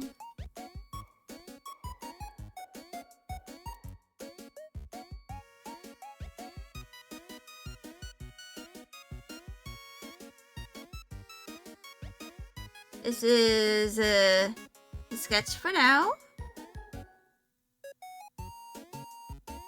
I don't know if I'm going to probably like work more on this today,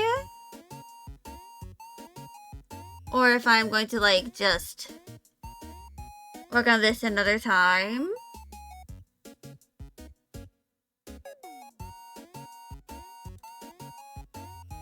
But I do, at the very least, I've downloaded some new stuff.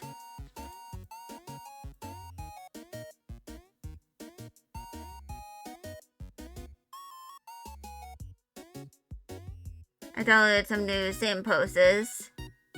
That should hopefully help me.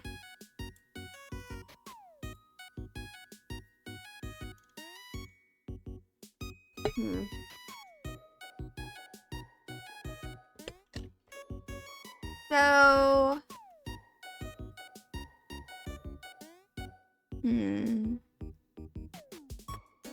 I'm gonna add stuff to my to-do list. So...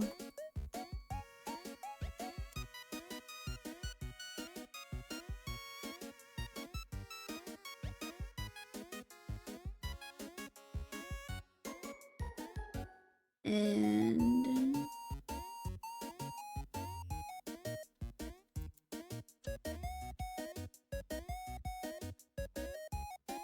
Here we go.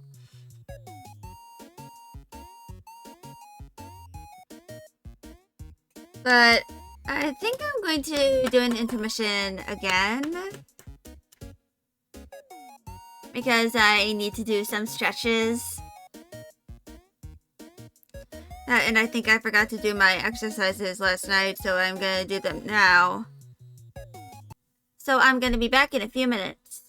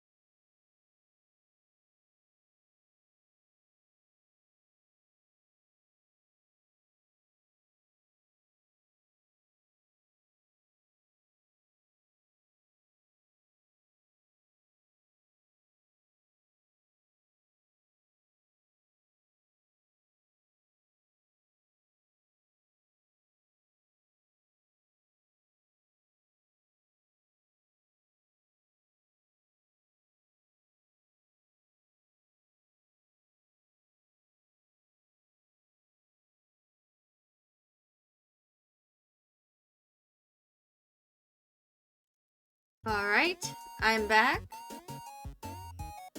I think I'm going to look at my BRB screen in a little bit. But now, I did my exercises, and I had to use the bathroom again.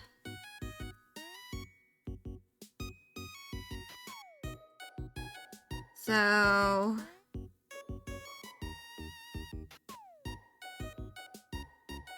I'm going to...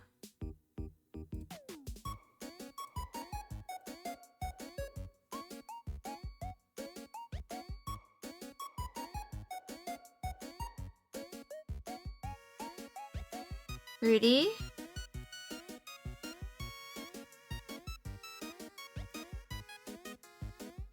And...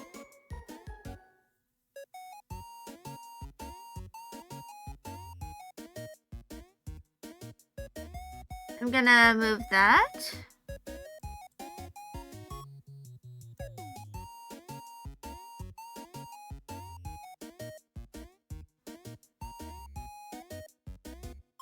Hello, Funford! How are you? How goes? It goes!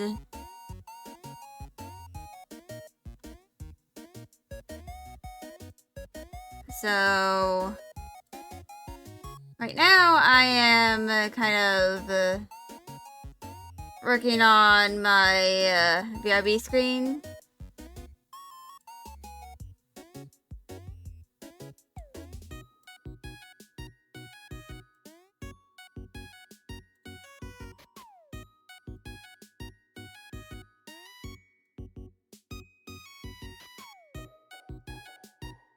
And...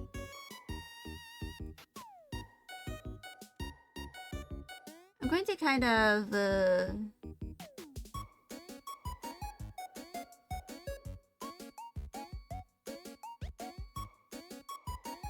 work on this.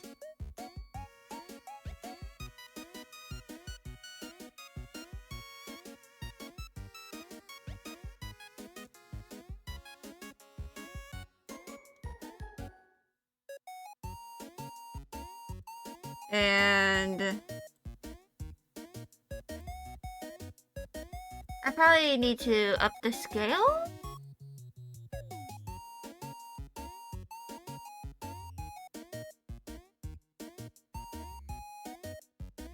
Oh, your internet died on you.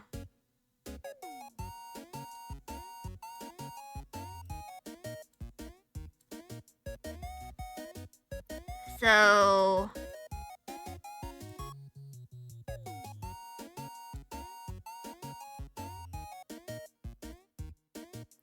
Of course, some of the stomach here is going to be kind of obscured.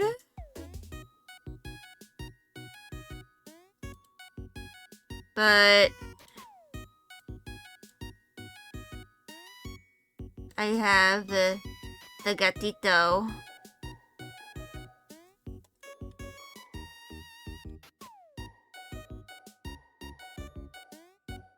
I might need to reduce the scale of this cat.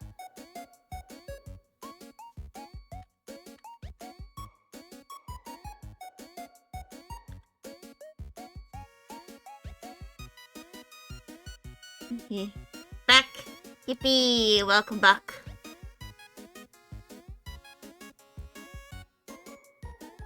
Also, this cat is massive. Look at this. Look at that cat. It's massive.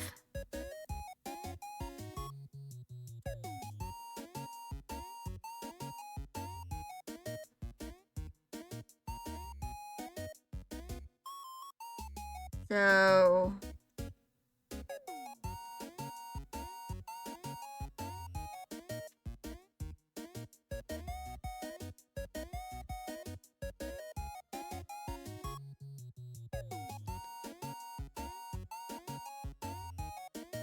I'm going to...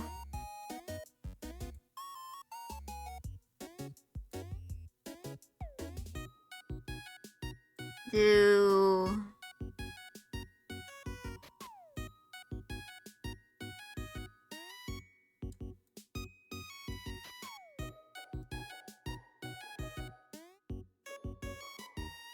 Do this.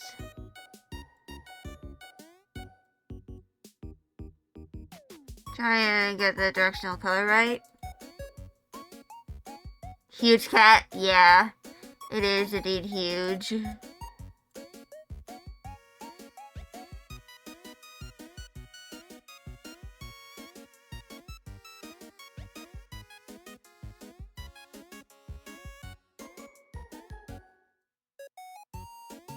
So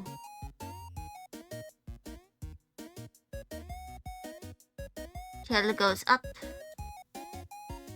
and curls.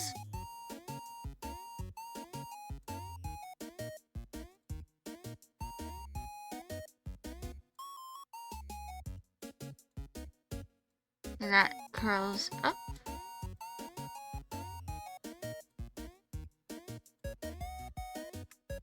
And this one goes up too.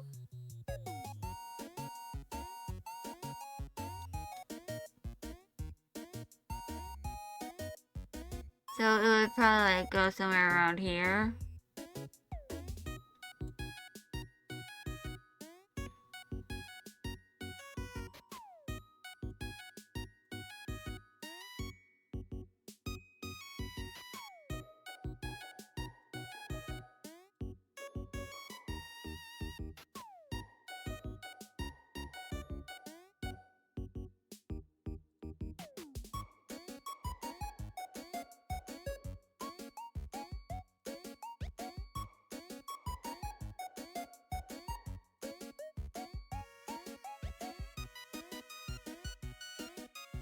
He's just a little baby.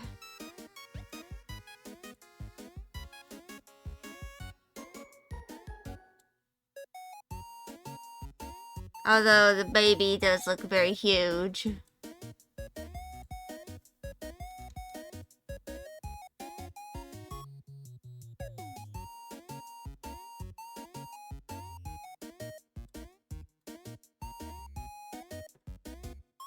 So paws go up.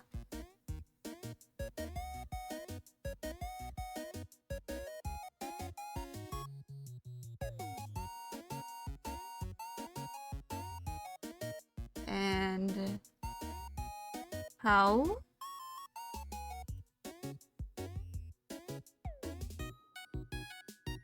And other paw.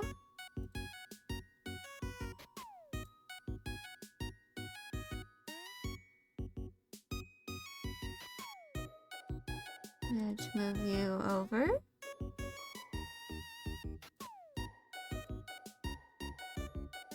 And that is kind of just what it's gonna look like.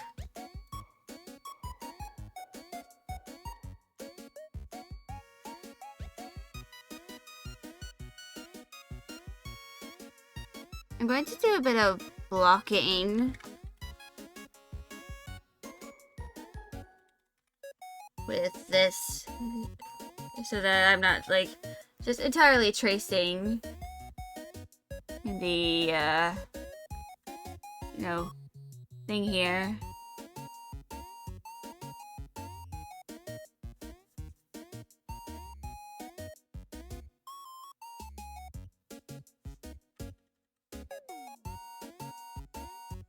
Actually, let me use this one.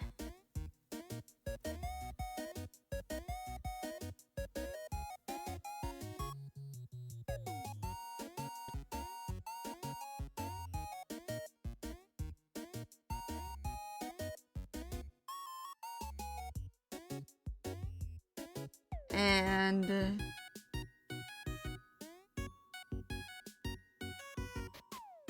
this is kind of like just a way for me to, you know, try and figure out how I'm going to do all of the poses.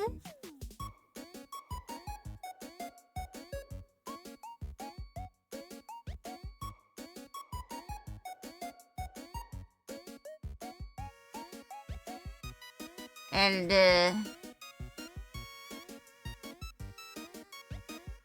Especially since, you know,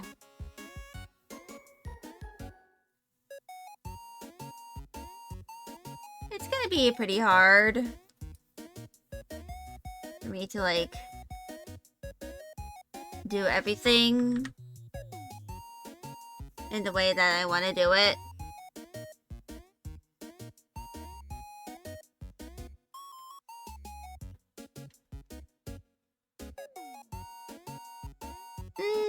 Actually, nah. I could do something a little more different.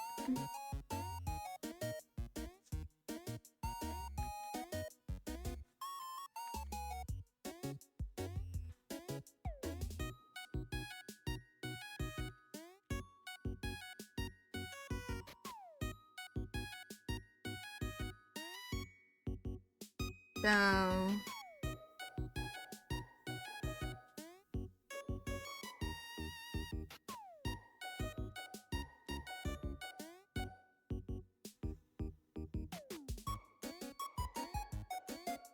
And...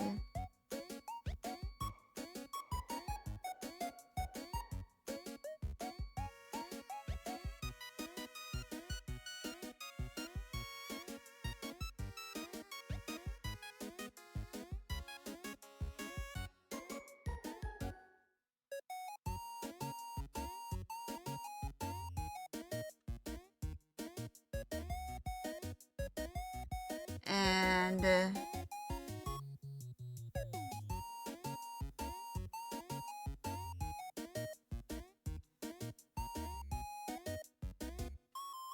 Of course, I have to do more of these gestural stuff.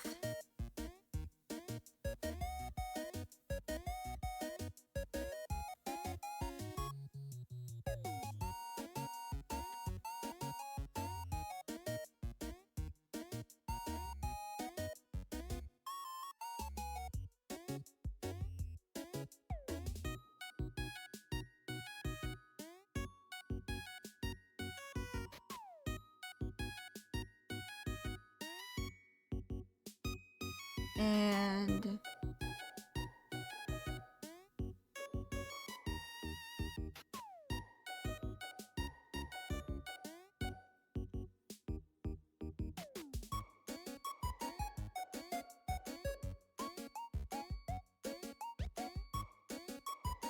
So...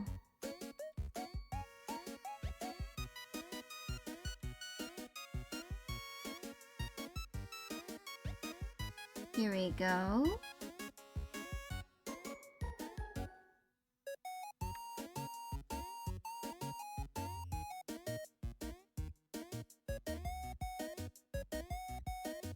And...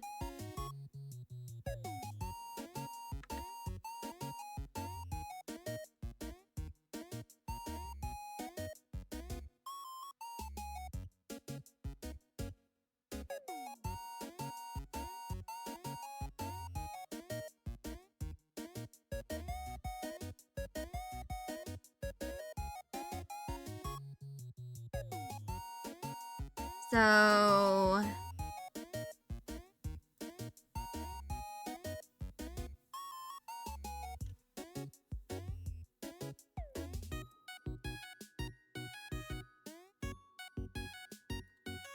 I think that looks somewhat decent.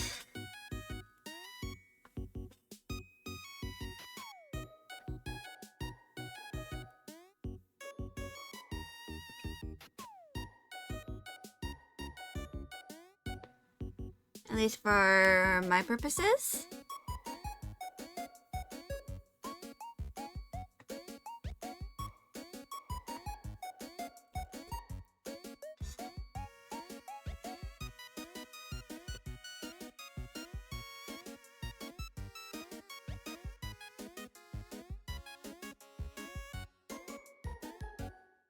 And I'm gonna have the cat be this color.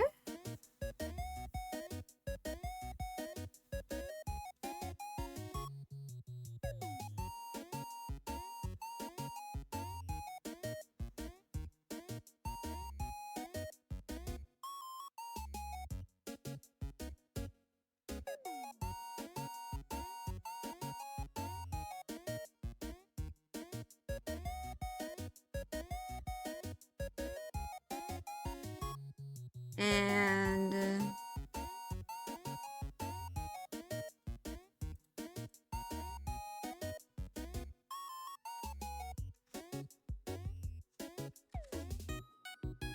I'm of course going to refine some of these as well.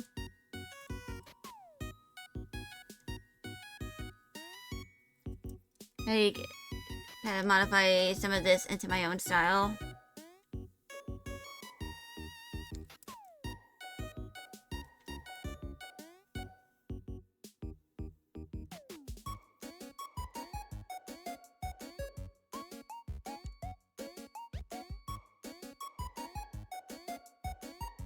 And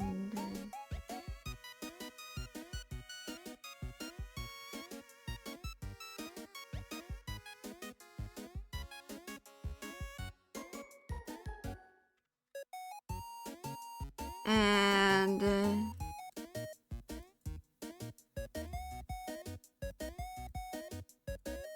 there we go.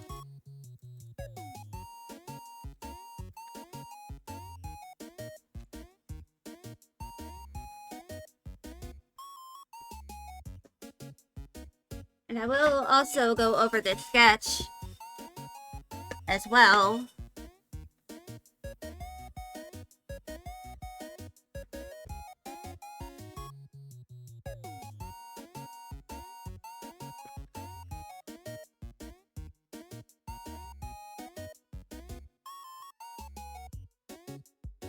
And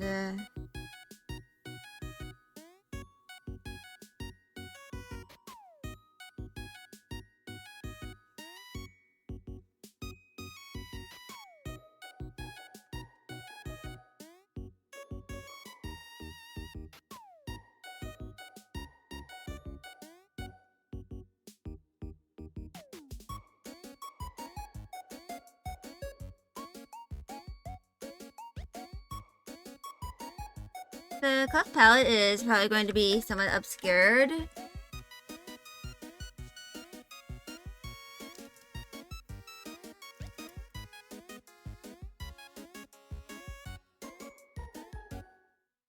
But rest assured that it is going to be there. It's just not really visible, so I'm probably not going to draw it.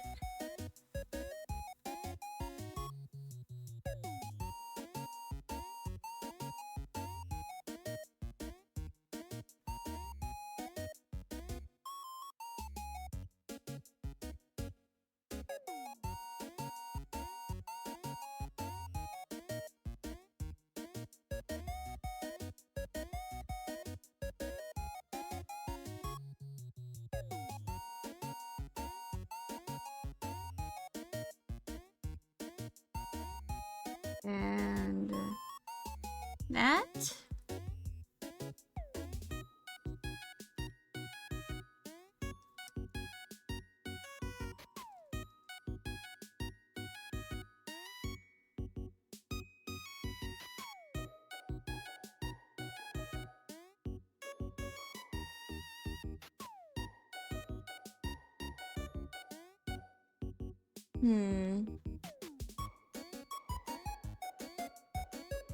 Also, the main reason why I'm kind of like going over this sketch for another time is so that I, am able to make it look less like I chased over the models in Clip Studio Paint and make it, a little more stylized.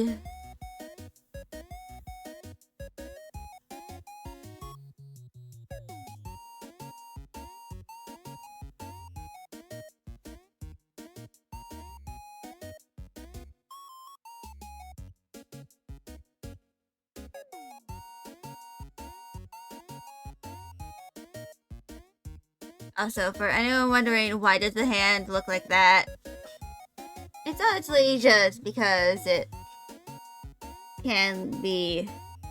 It's just sometimes I post my hands a little weird.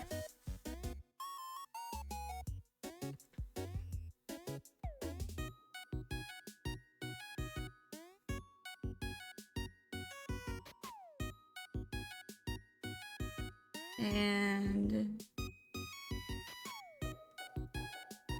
here we go.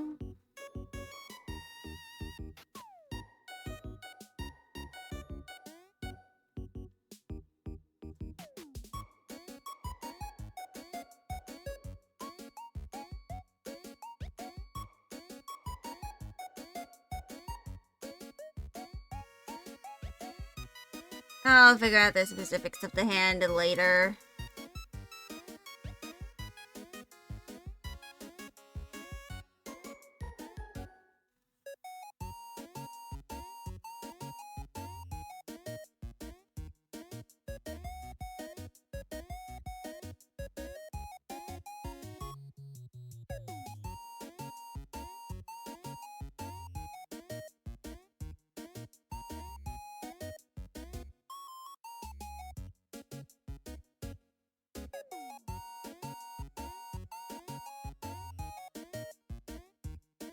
Yes, I do like to mention that I do have small hands in my life.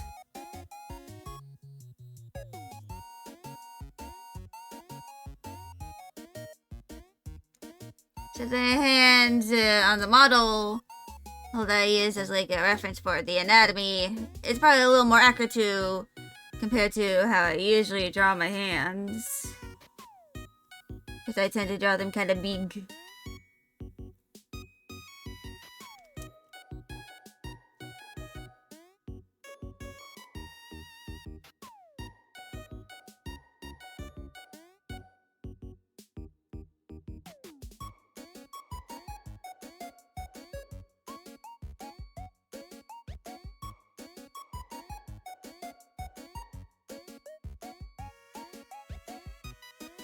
And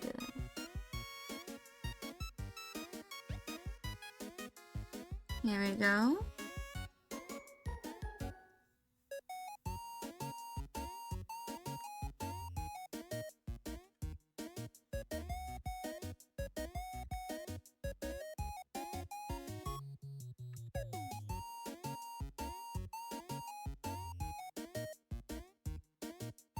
And the meow poke here is playing her. She's just planting her little paws right on me. Right down on top of Ashlyn.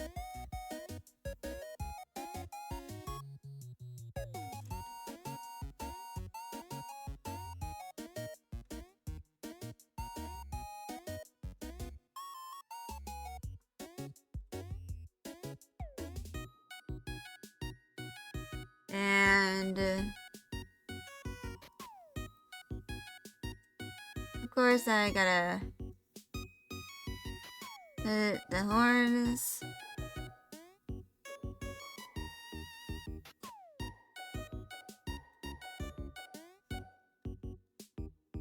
Little key thing.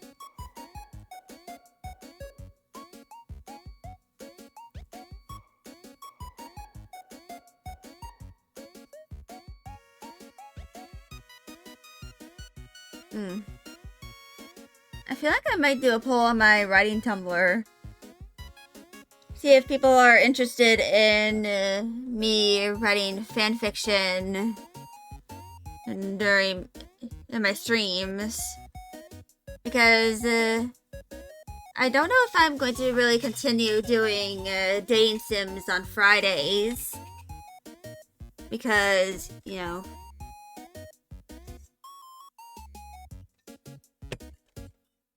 it's just sometimes some of them kind of like have heavy topics.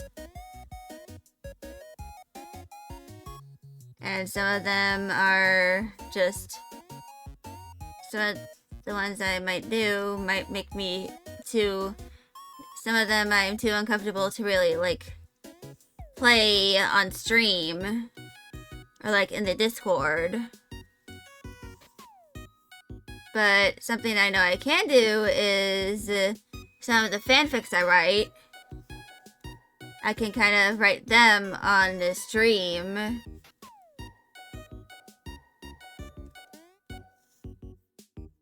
So I can probably like make a poll on my writing blog after my stream.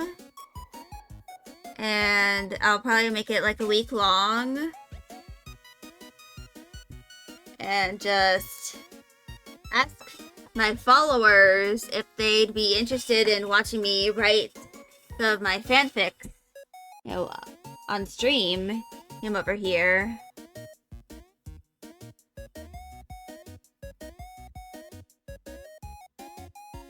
Because I just feel like it would be a good way for me to, you know, get some of my fanfics done.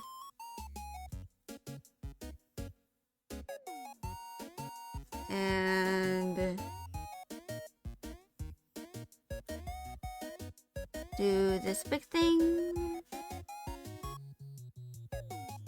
I just think it might be something I can do. Especially when I don't really feel like writing my novel. Well, I can always like just do a stream where I write my fanfics. Like, especially when I open up requests, I can work on those requests, you know, as I'm streaming. Some of them might not realize that, you know, I'll probably like make something in my like request rules saying that, hey, I might occasionally write these while live. So if you don't want me to write this during my stream, please clarify in your request. Or just, if you really want me to write this on stream, you can just... Or if you want chat to say hi to you while I write your request, you can just clarify that in the ask.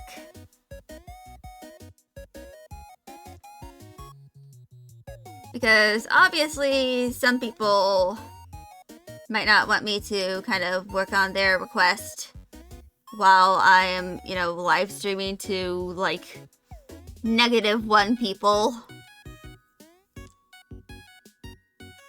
But some might. And if they even want to, they might be able to like join in and watch me write their request.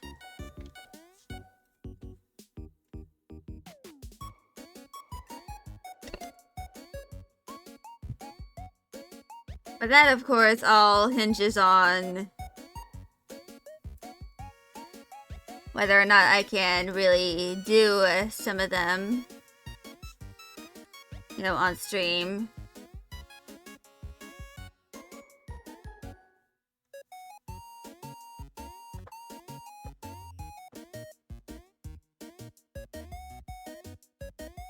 And just let me grab all of these and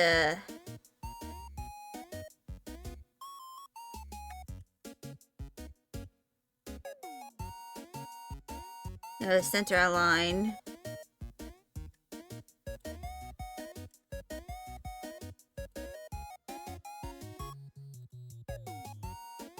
Actually, it can be a little bit off center. I don't really mind or care.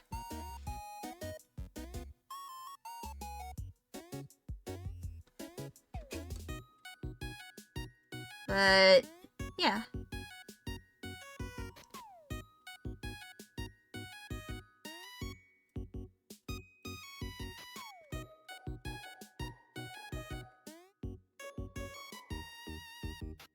I probably need to delete this color palette here eventually. I'll probably need to like move some of the colors over. But once I do that, I'll like delete that palette.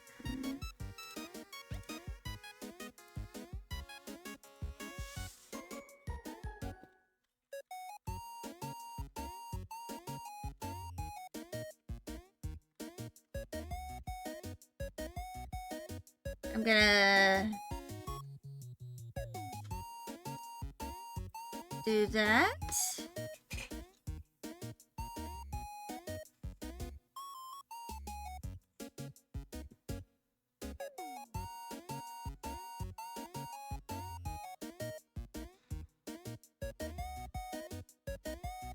But yeah.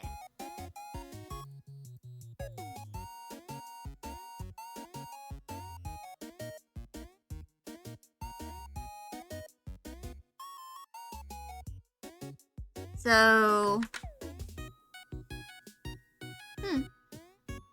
this looks pretty decent. I'm probably not going to do something like this ever again. But it looks decent.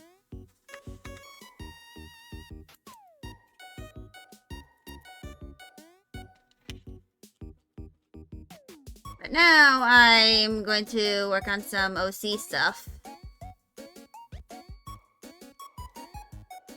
For the rest of the stream.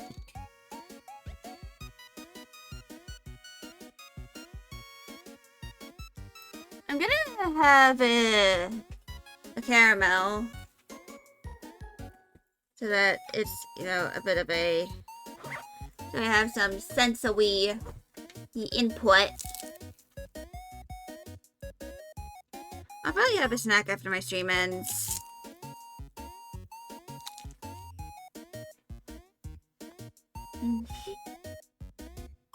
Now what is she?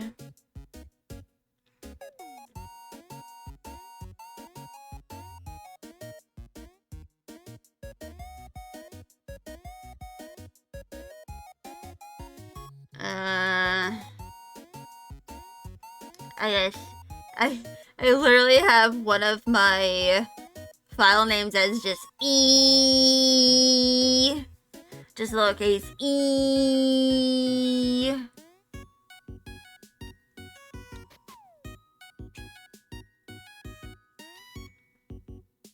Where did I put her?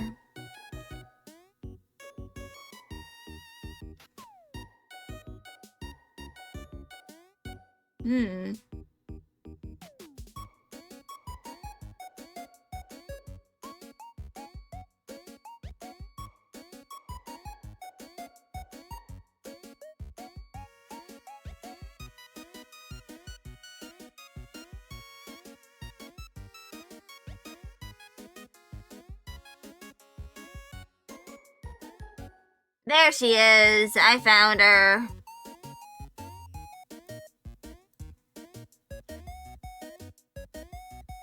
So,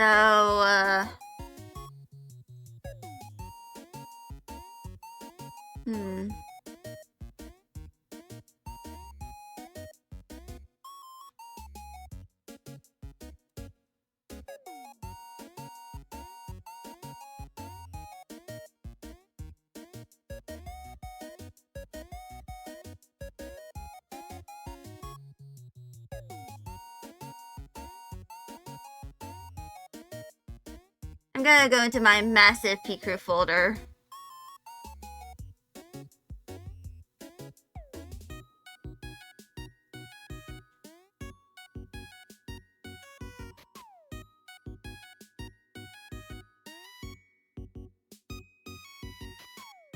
I'm gonna grab some of these.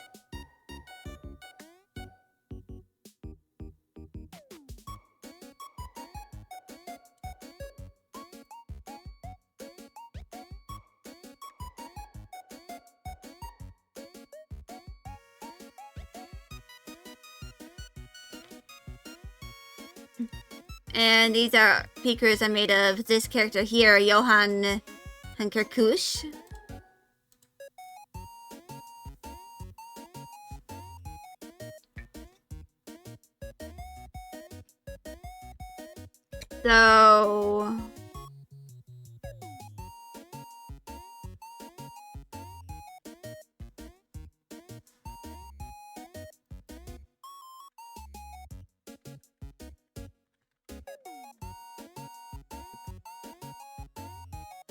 So to kind of explain who Johan is.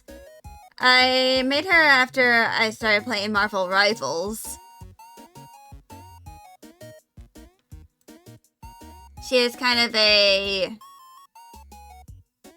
She is a mutant. And...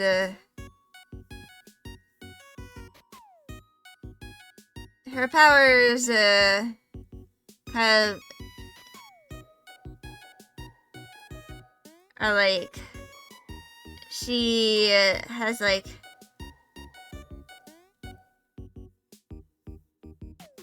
She's kind of complex, let's just say that. Because one of the things is that she is a mutant. Her powers are kind of like ghostly in nature. She isn't really like Shadowcat and like having the ability to phase through walls completely, but she kind of has these like ghostly hands, which is like her second mutation that kind of happened after in her 20s, like when she was in her very early 20s. Right now she's kind of in her mid to late 20s.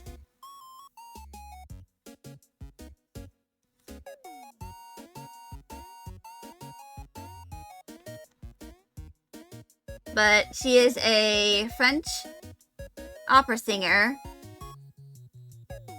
And, you know, a vocalist.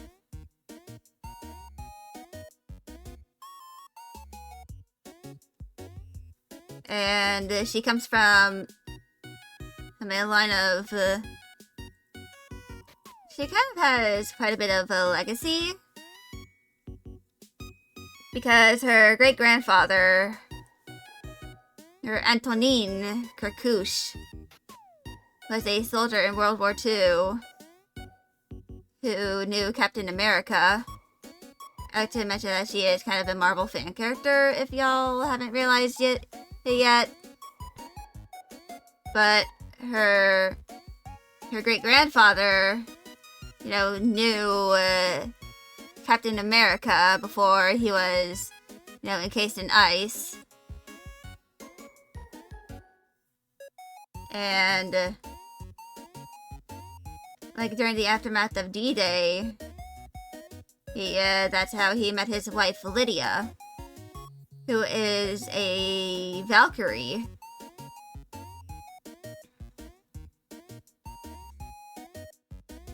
And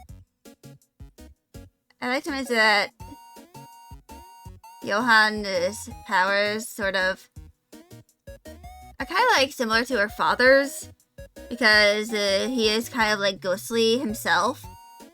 And her mother, being a Valkyrie, she was picking up spirits to bring to Valhalla. And she thought that Antonin was a ghost. Because he was kind of like... Given how stressful D-Day was, he was kind of like in a bit of a ghostly form. So she assumed that he was actually dead and accidentally brought him up to Valhalla after he, you know, helped her with, you know, picking up some of the dead soldiers. And of course, when she realized that she kind of messed up and brought an actual living and human to Valhalla, she was greatly apologetic.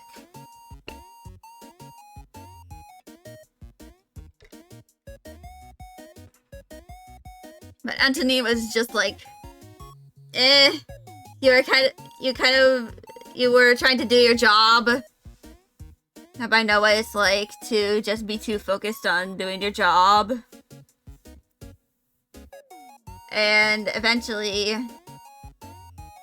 her grandmother Lydia decided to kind of live with humans for some time.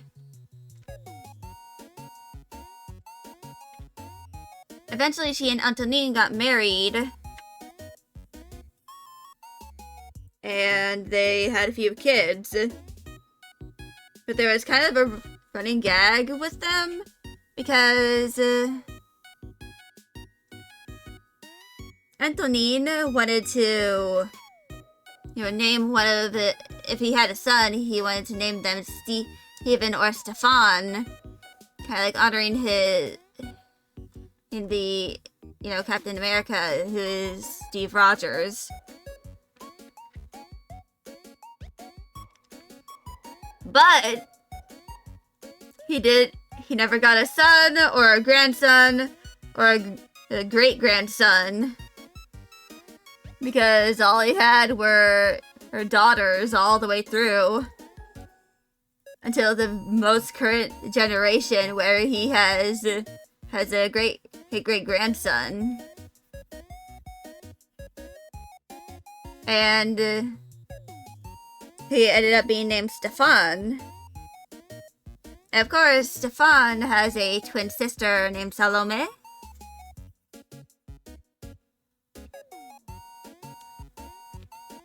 They're like very young children, probably like on the cusp of,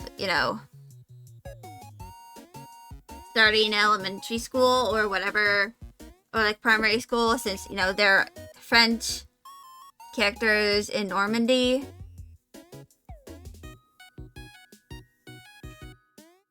But I don't know if I have named Johan's grandmother.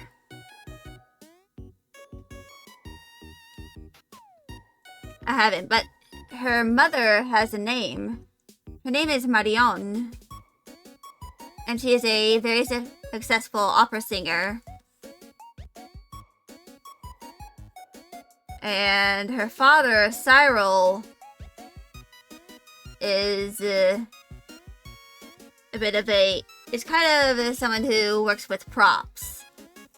He helps design and construct props for the theater where her mother, or Johan's mother, worked and, met him.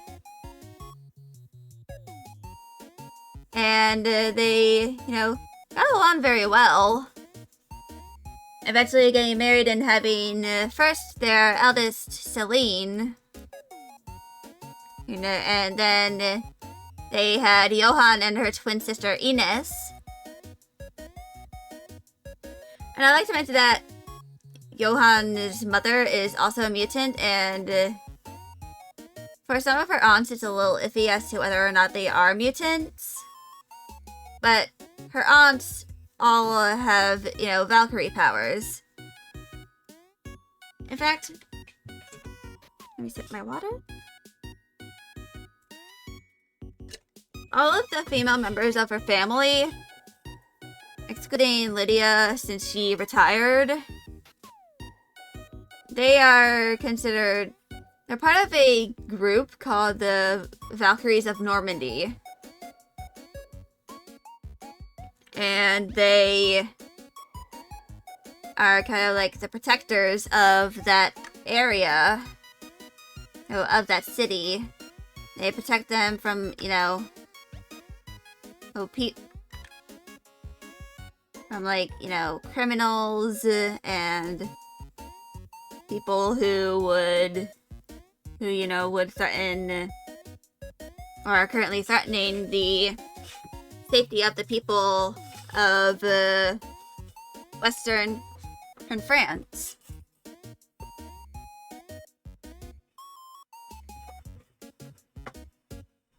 And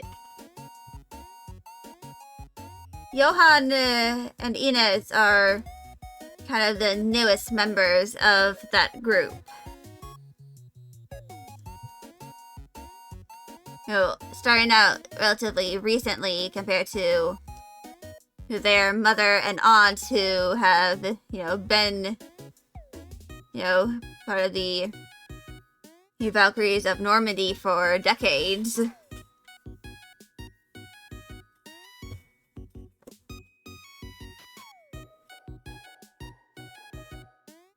But Johan,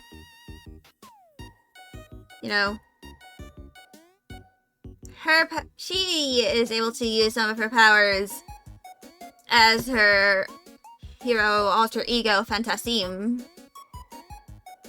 where she kind of like dons this bright red armor, you know, the color of blood, and she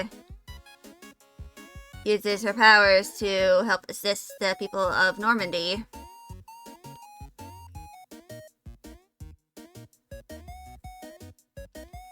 And some of the places beyond Normandy if she's able to. Occasional shenanigans in Paris.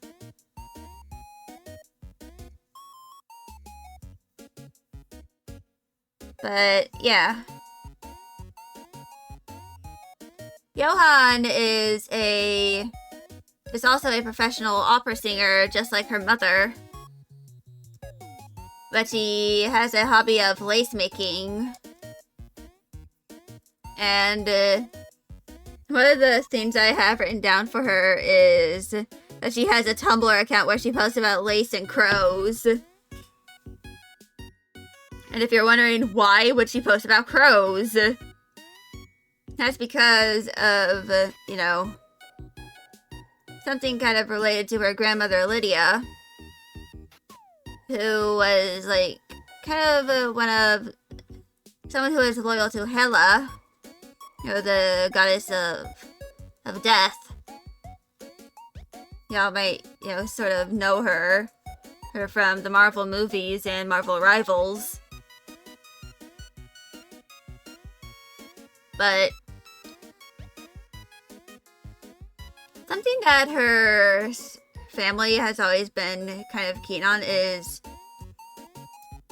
sometimes crows will just show up to them and just, you know, talk to them. And these aren't like your usual crows, they're Hela's crows. But Johan, of course, doesn't realize this because she, just like me, is like painfully oblivious to certain things. Because, you know, autism.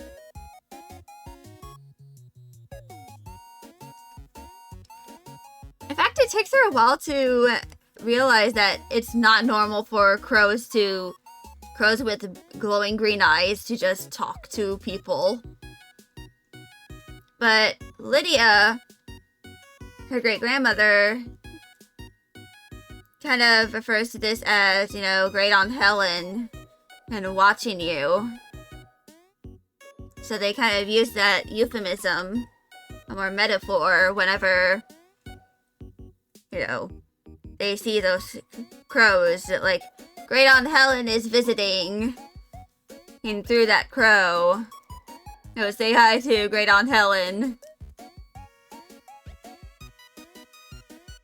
Eventually Johan finds out that the, you know,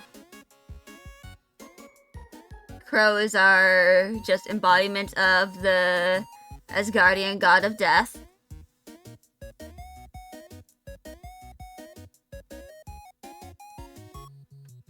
You'd think she'd realize that sooner, or given that she is partially Asgardian, but nope. Her family is disconnected enough from their Asgardian side that she just ends up being very oblivious to some of that stuff. She like has to explicitly be told, hey, that is not normal. I think you're being haunted by the god of death. And she just goes, okay, whatever.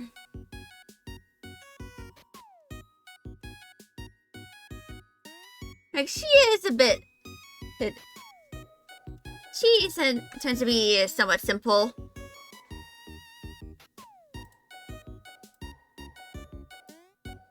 When it comes to certain things.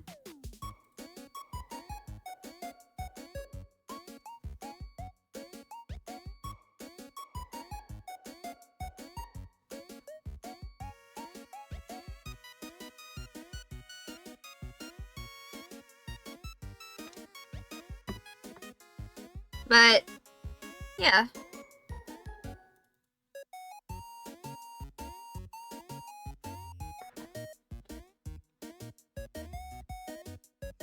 But then there's Fantasim.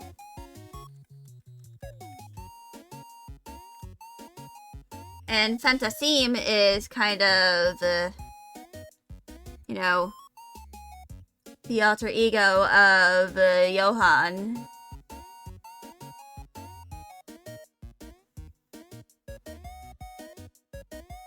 You know, her terrifying, you know, the persona she uses in order to, you know, deliver justice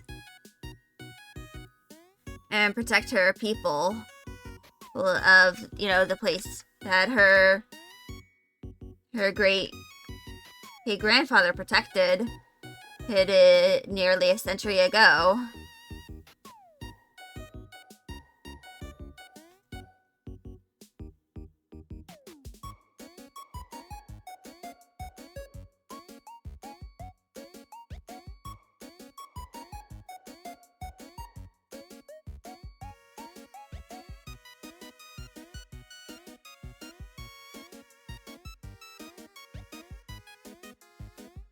But, yeah.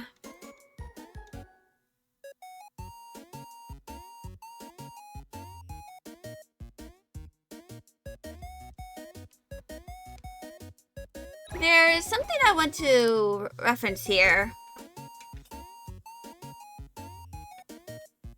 They kind of stumbled upon my YouTube shorts one day, but there's this small business called Phantom Massey.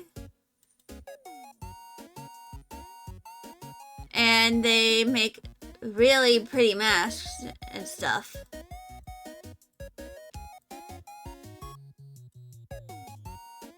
And I kind of wanted to reference them. I'm here.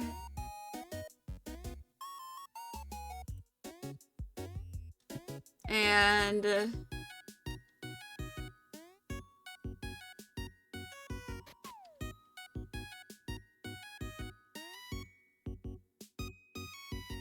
masks are like really, really pretty. But I think I'm going to try and keep the mask a little simple.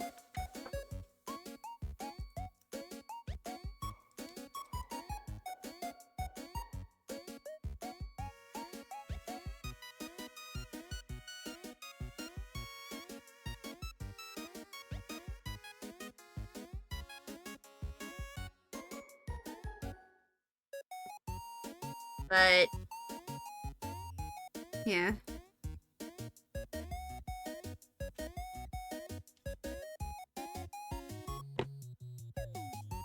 Hold on.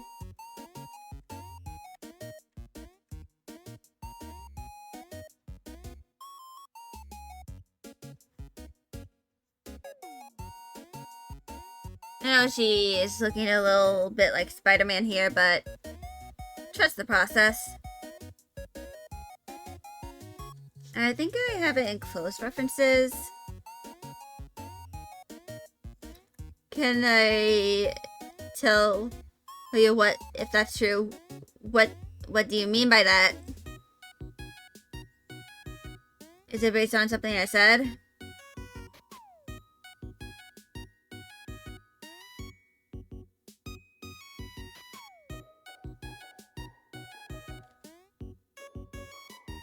Like you... Truth nuke? Oh god.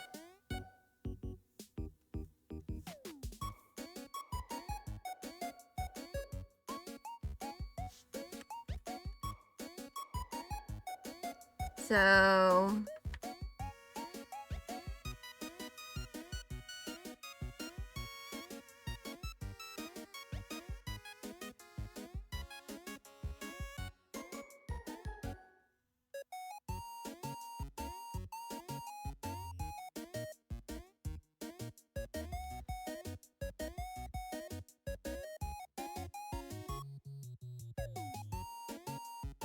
And...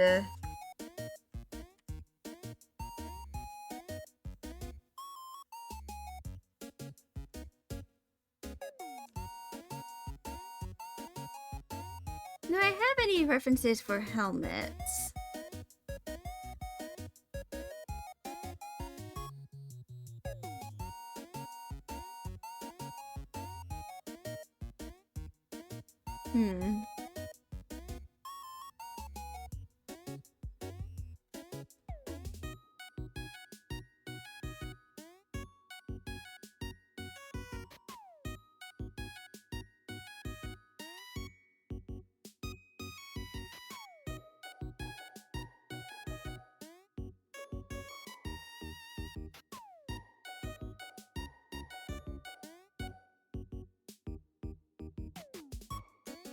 Hmm.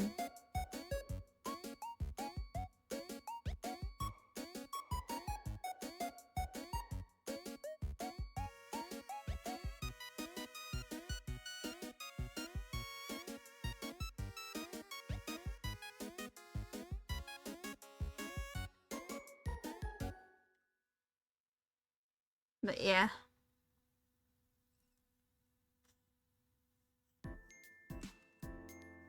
I'm not fully sure what I'm going to do with the armor for here.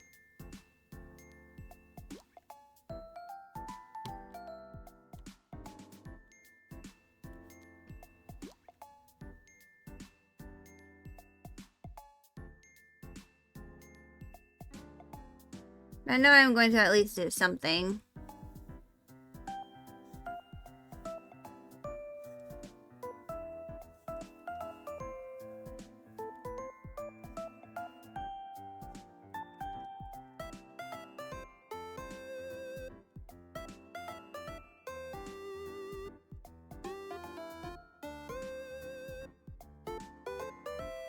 I kind of wanted to make her look more mysterious here.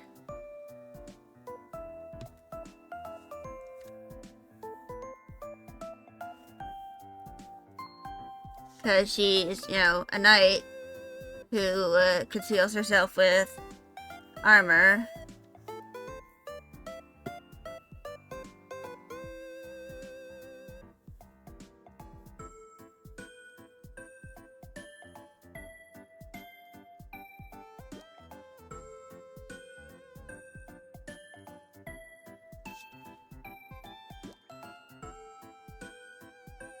And, my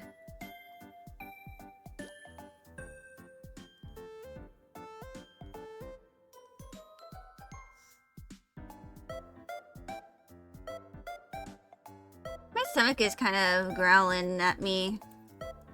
I'll probably make myself something to eat once I finish stream.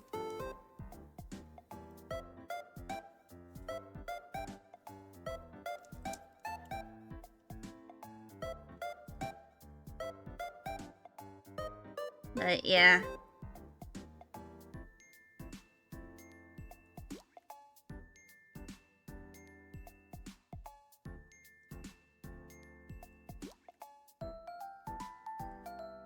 So...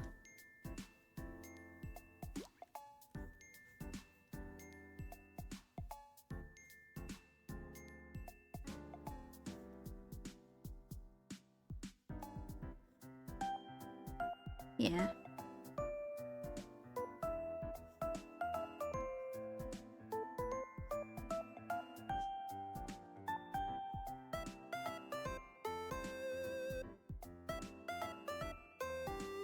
This is, you know, it's going to look a little complex because it's armor.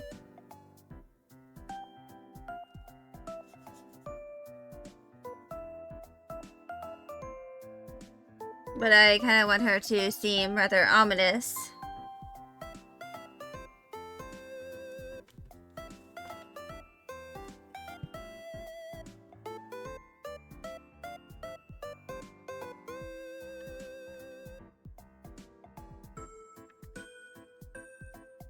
You know, in the armor, like, you don't really know what she fully looks like.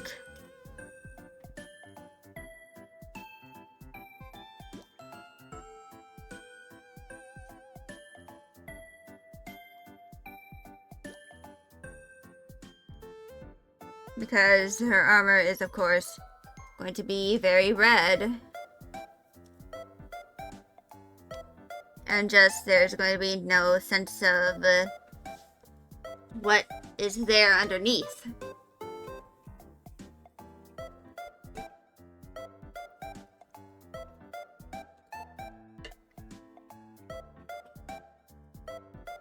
But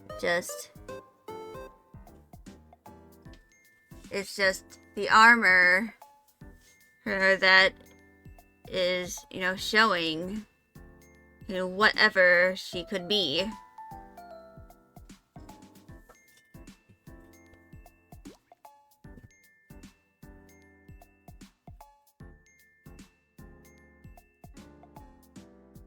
And something about Johan is something I like to mention, that is that she struggles a lot with temperature regulation. She frequently feels cold even when it's like blazing hot outside. So she tends to wear flannel like constantly. And regardless of where she goes, she usually brings a winter coat. Or just something that helps her with her temperature regulation.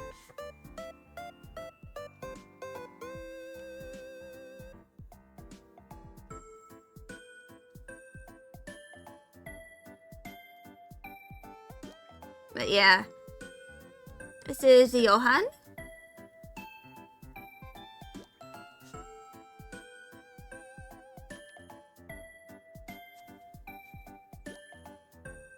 And I like to mention that her pupils kind of look like that.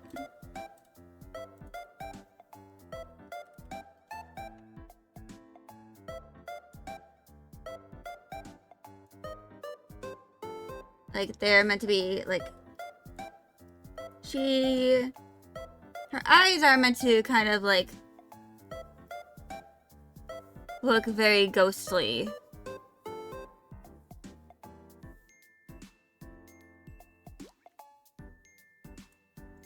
Like, they're kind of meant to just look vaguely green. Because she and her twin sister, who are identical twins, by the way, both have green eyes. But because of Johan and his mutant abilities, her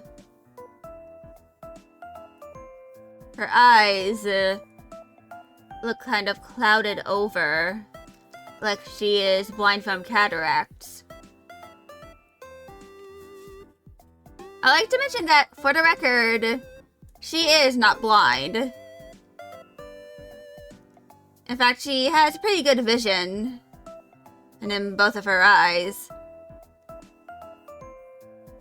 It's just that her eyes just look like that.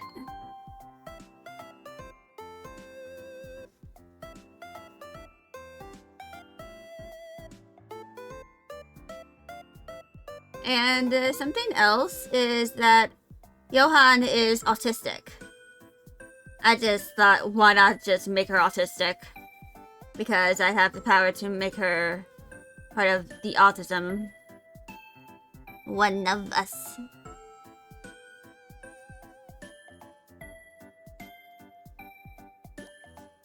But yeah. She is kind of like... In fact, because of, all of her sensory issues, it kind of makes sense that she would be like that, and especially the temperature regulation issues. Though it's more frequent for autistic people to feel hot instead of cold. But I can probably just explain it away as just her powers make it like harder for her to keep her body temperature at a reasonable temperature.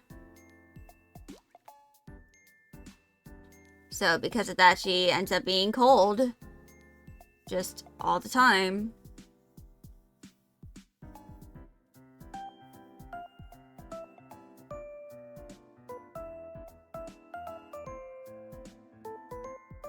And something that Johan does in her free time is that she makes song covers from different places in the world.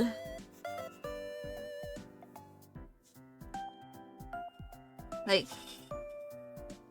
she sings more languages than she can speak. Hello, Natabat, hello! We are in the tail end of stream. I am just yapping as I draw a character.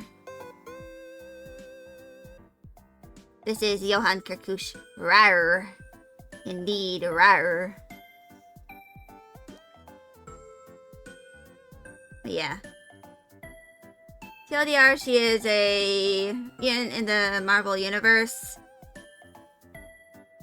And also an opera singer. Opera singer by night. Terrifying Valkyrie by day.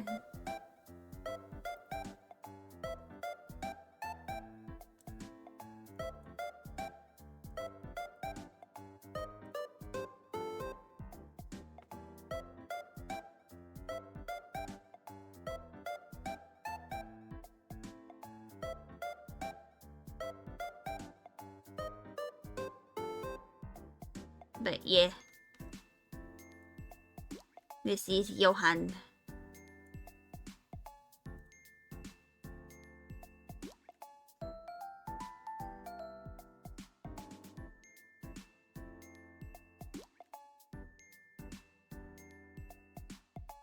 And yeah.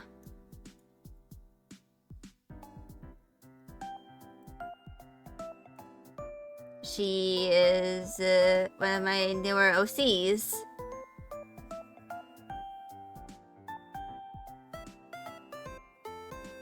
Nice. Yeah. I probably need to render her properly. Maybe one day. And, you know, refine what her armor looks like when she is going out as Fantasime.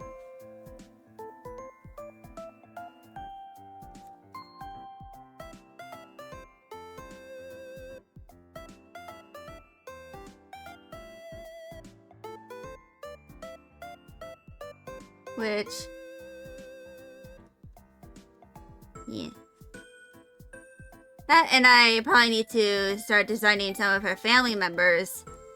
Especially her, you know, twin sister, Ines. Which can be pretty simple. I can, you know, take some of these colors here for Ines, but the one thing I'm going to need to, like, grab, like, make myself is, you know, her eye color. Because Fantasime, I mean, Johan, her eyes are kind of, like, sort of clouded over. Her eyes look a little ghostly, like, you know, like they're covered by cataracts instead of her actual eye color, which makes her look like she is blind. But for the record, she is not, in fact, blind. She just looks like that.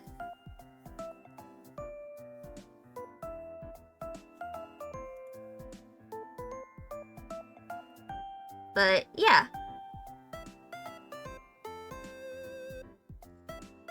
That is Johan. And yes, I'm fully aware that her name is technically masculine. Like, if I were to go full feminine, I'd name her Johanna. But her name is kind of like meant to make her stand out compared to, you know, both her peers and her family, because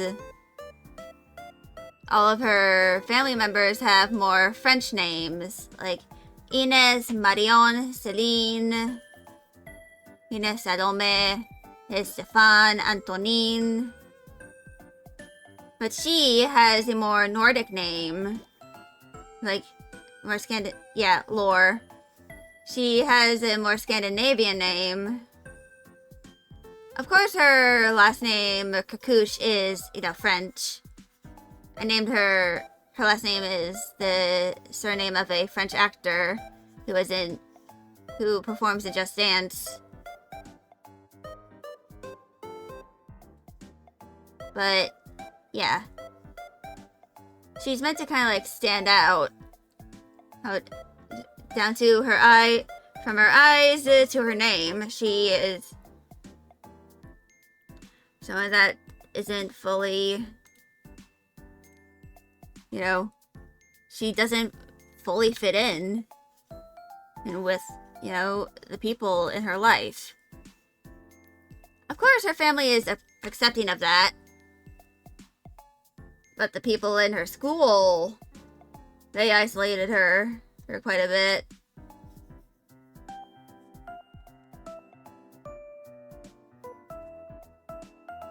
And, even the ones she ended up getting close with, they kind of eventually, when they realized she showed some of her more other autistic behaviors, they're just like, nah, I can't deal with this. And the worst one happened in, high school for her. And during that time, she had a girlfriend. And after she had a pretty bad shutdown in one of her classes, her girlfriend ended up just breaking up with her.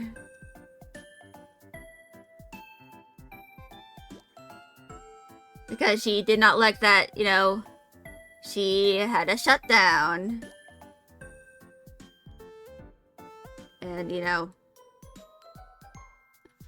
showed disabled traits.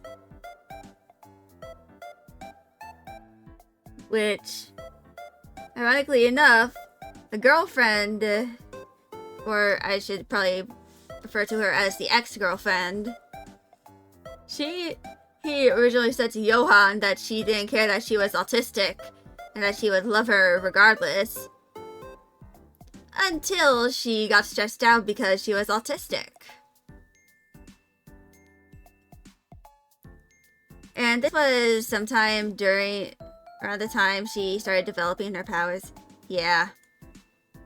Sometimes people will accept you for being autistic until you actually show off autistic behavior.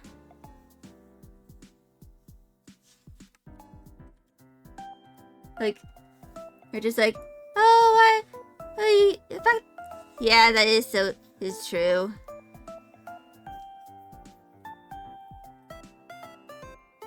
But she always resented her ex-girlfriend for that because, it's so true. Yeah. She always found it, hypocritical of her ex to, break up with her just because she showed autistic behavior. What happens to an autistic person when they're stressed. She always found it very hypocritical. And nowadays, she's very reluctant to enter a romantic relationship with anyone in fear that, the same thing would happen again. She really doesn't want history to repeat itself. Got a girlfriend for 4 days until she realized she was autistic and not the TikTok autism! Oh god.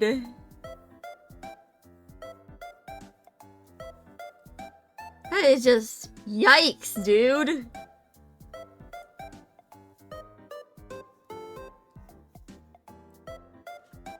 Yeah, she is kind of like meant to have a bit of a red hue.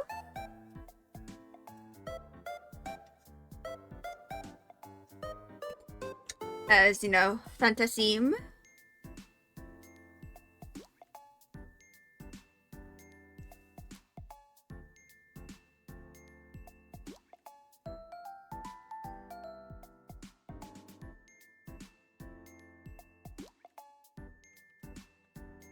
And of course, you know, after that she has kind of just sworn off relationships.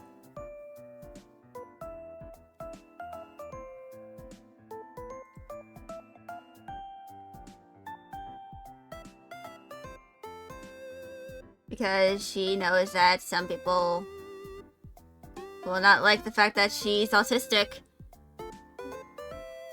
And just openly autistic. About, you know, many things. Like, out of all, despite her being relatively secretive about most aspects of herself, to those who aren't, you know, her family, the one thing she is most open about is the fact that she's autistic. And that's because she knows that some people, you know, yeah, this is why you only make friends with other neurodiverse people. Yeah.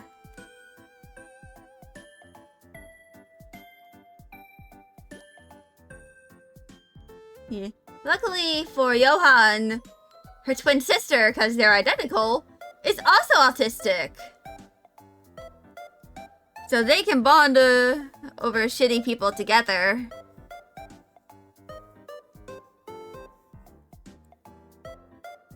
And for me, I feel like Inez, who is Johan's twin sister, yeah, mental stuff runs in the family, yeah. Her older sister, her mutant powers are, you know, she can, you know, touch someone and like deliberately, like an intentional touch. And she can learn their language down to their personal dialect and how they speak. Which she works at an embassy in the story where she often deals with. She works in a place where she has to deal with people who don't really speak French as a native language. Or like they only know a few things in the language. So her powers help her a lot with her job. But the catch is that it's temporary. If she wants to permanently know a language, she has to actively learn it. But it does help her a lot with her job. And if she encounters a bunch of people who speak one certain language, she tries to learn that language so that she can, you know, more easily help them without needing to use her powers.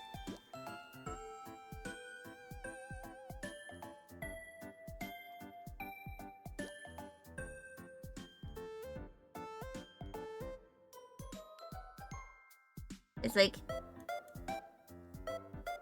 I'm not sure about what their older sister's powers are, but I know that their mother, her Marion, her powers is like relatively useless, but she is kind of like able to detect other mutants and through them having like a certain glow. Like, mutants in Marion's eyes tend to glow. And this counts even before their mutant powers set in, like, even before they enter puberty. Because when she gives birth to Johan and Ines, she realizes that they have that glow close to them that she sees in mutants, and it's just like, hey Cyril, You won the bet. We're having mutants. Of course, she can't really detect their powers. Just the fact that they are mutants. I might expand this to having her be able to who have a psychic ability to, you know, telepathically communicate with any mutant as well. But of course, it all kind of like depends.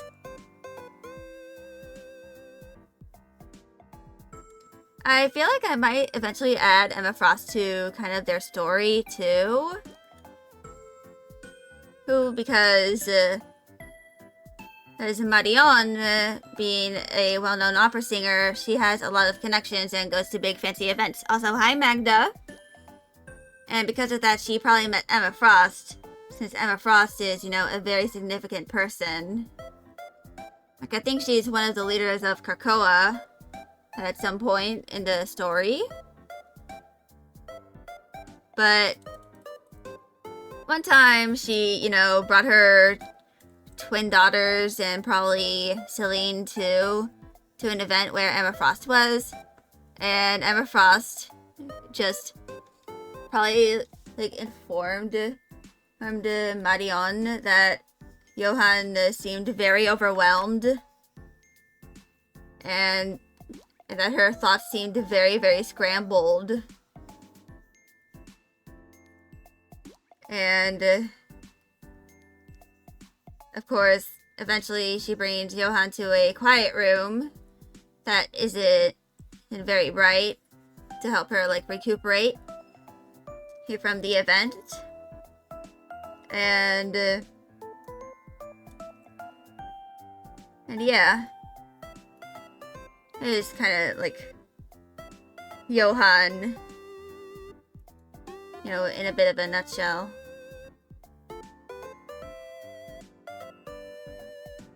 She is, you know,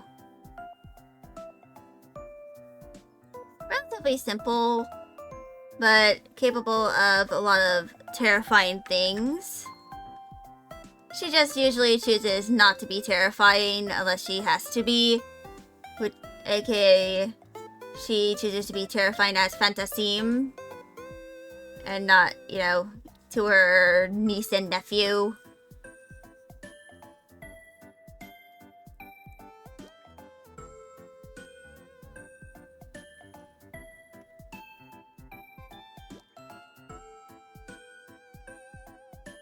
Like, he just thinks it's probably not a good idea to just have a reign of terror around her sister's children and just traumatize them for life. In fact, she's kind of considered a pretty chill aunt. She is pretty willing to explain certain things to her niece and nephew because she knows that some things are beyond her sister's expertise and even her brother-in-law's expertise. Even though her brother-in-law is a pediatrician, he's also a mutant as well. His mutant power is that he can kind of like figure out exactly where someone is experiencing pain. Like, exactly where they are hurting.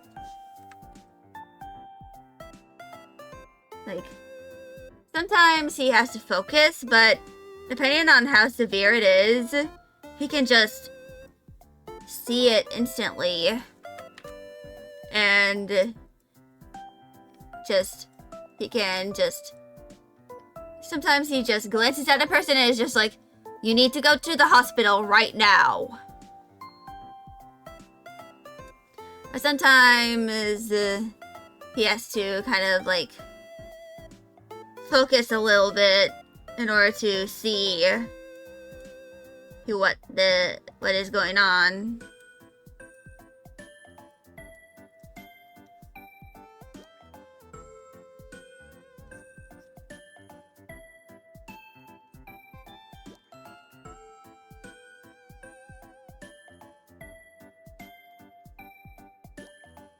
But yeah. That is Johan.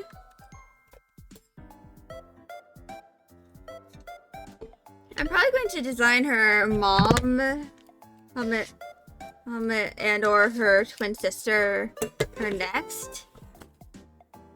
But we're getting close to the end of stream. Tomorrow is going to be Tales of Berseria. Wednesday, I'm going to be working on world building for Patchley's Revenge, since I ended up realizing that I haven't really made much of the definitions yet for her. You know, not for her, for the world of Patchley's Revenge. That, and I haven't fully set the name of the countries and stuff. I have yet to name some of the countries. And all that. So I'm going to be doing that on Wednesday. Tomorrow will be Tales of Berseria. Thursday is going to be some art, but I'm not fully sure what I'm going to be doing in terms of the stuff. I'll probably, like, work more on my BRB screen on Thursday. But I am not fully sure what exactly I'll be doing during that day. I'll probably make a to-do list eventually for what I'm going to do on that day. But yeah, I probably need to make some additions to my model, like the voice up volume thing, and probably like do some vowels too. Because this isn't the most accurate in terms of lip sync. My Vroid model is unironically better with the lip sync. But yeah, I'm going to make myself something to eat. And I'll be seeing y'all tomorrow. Bye, y'all!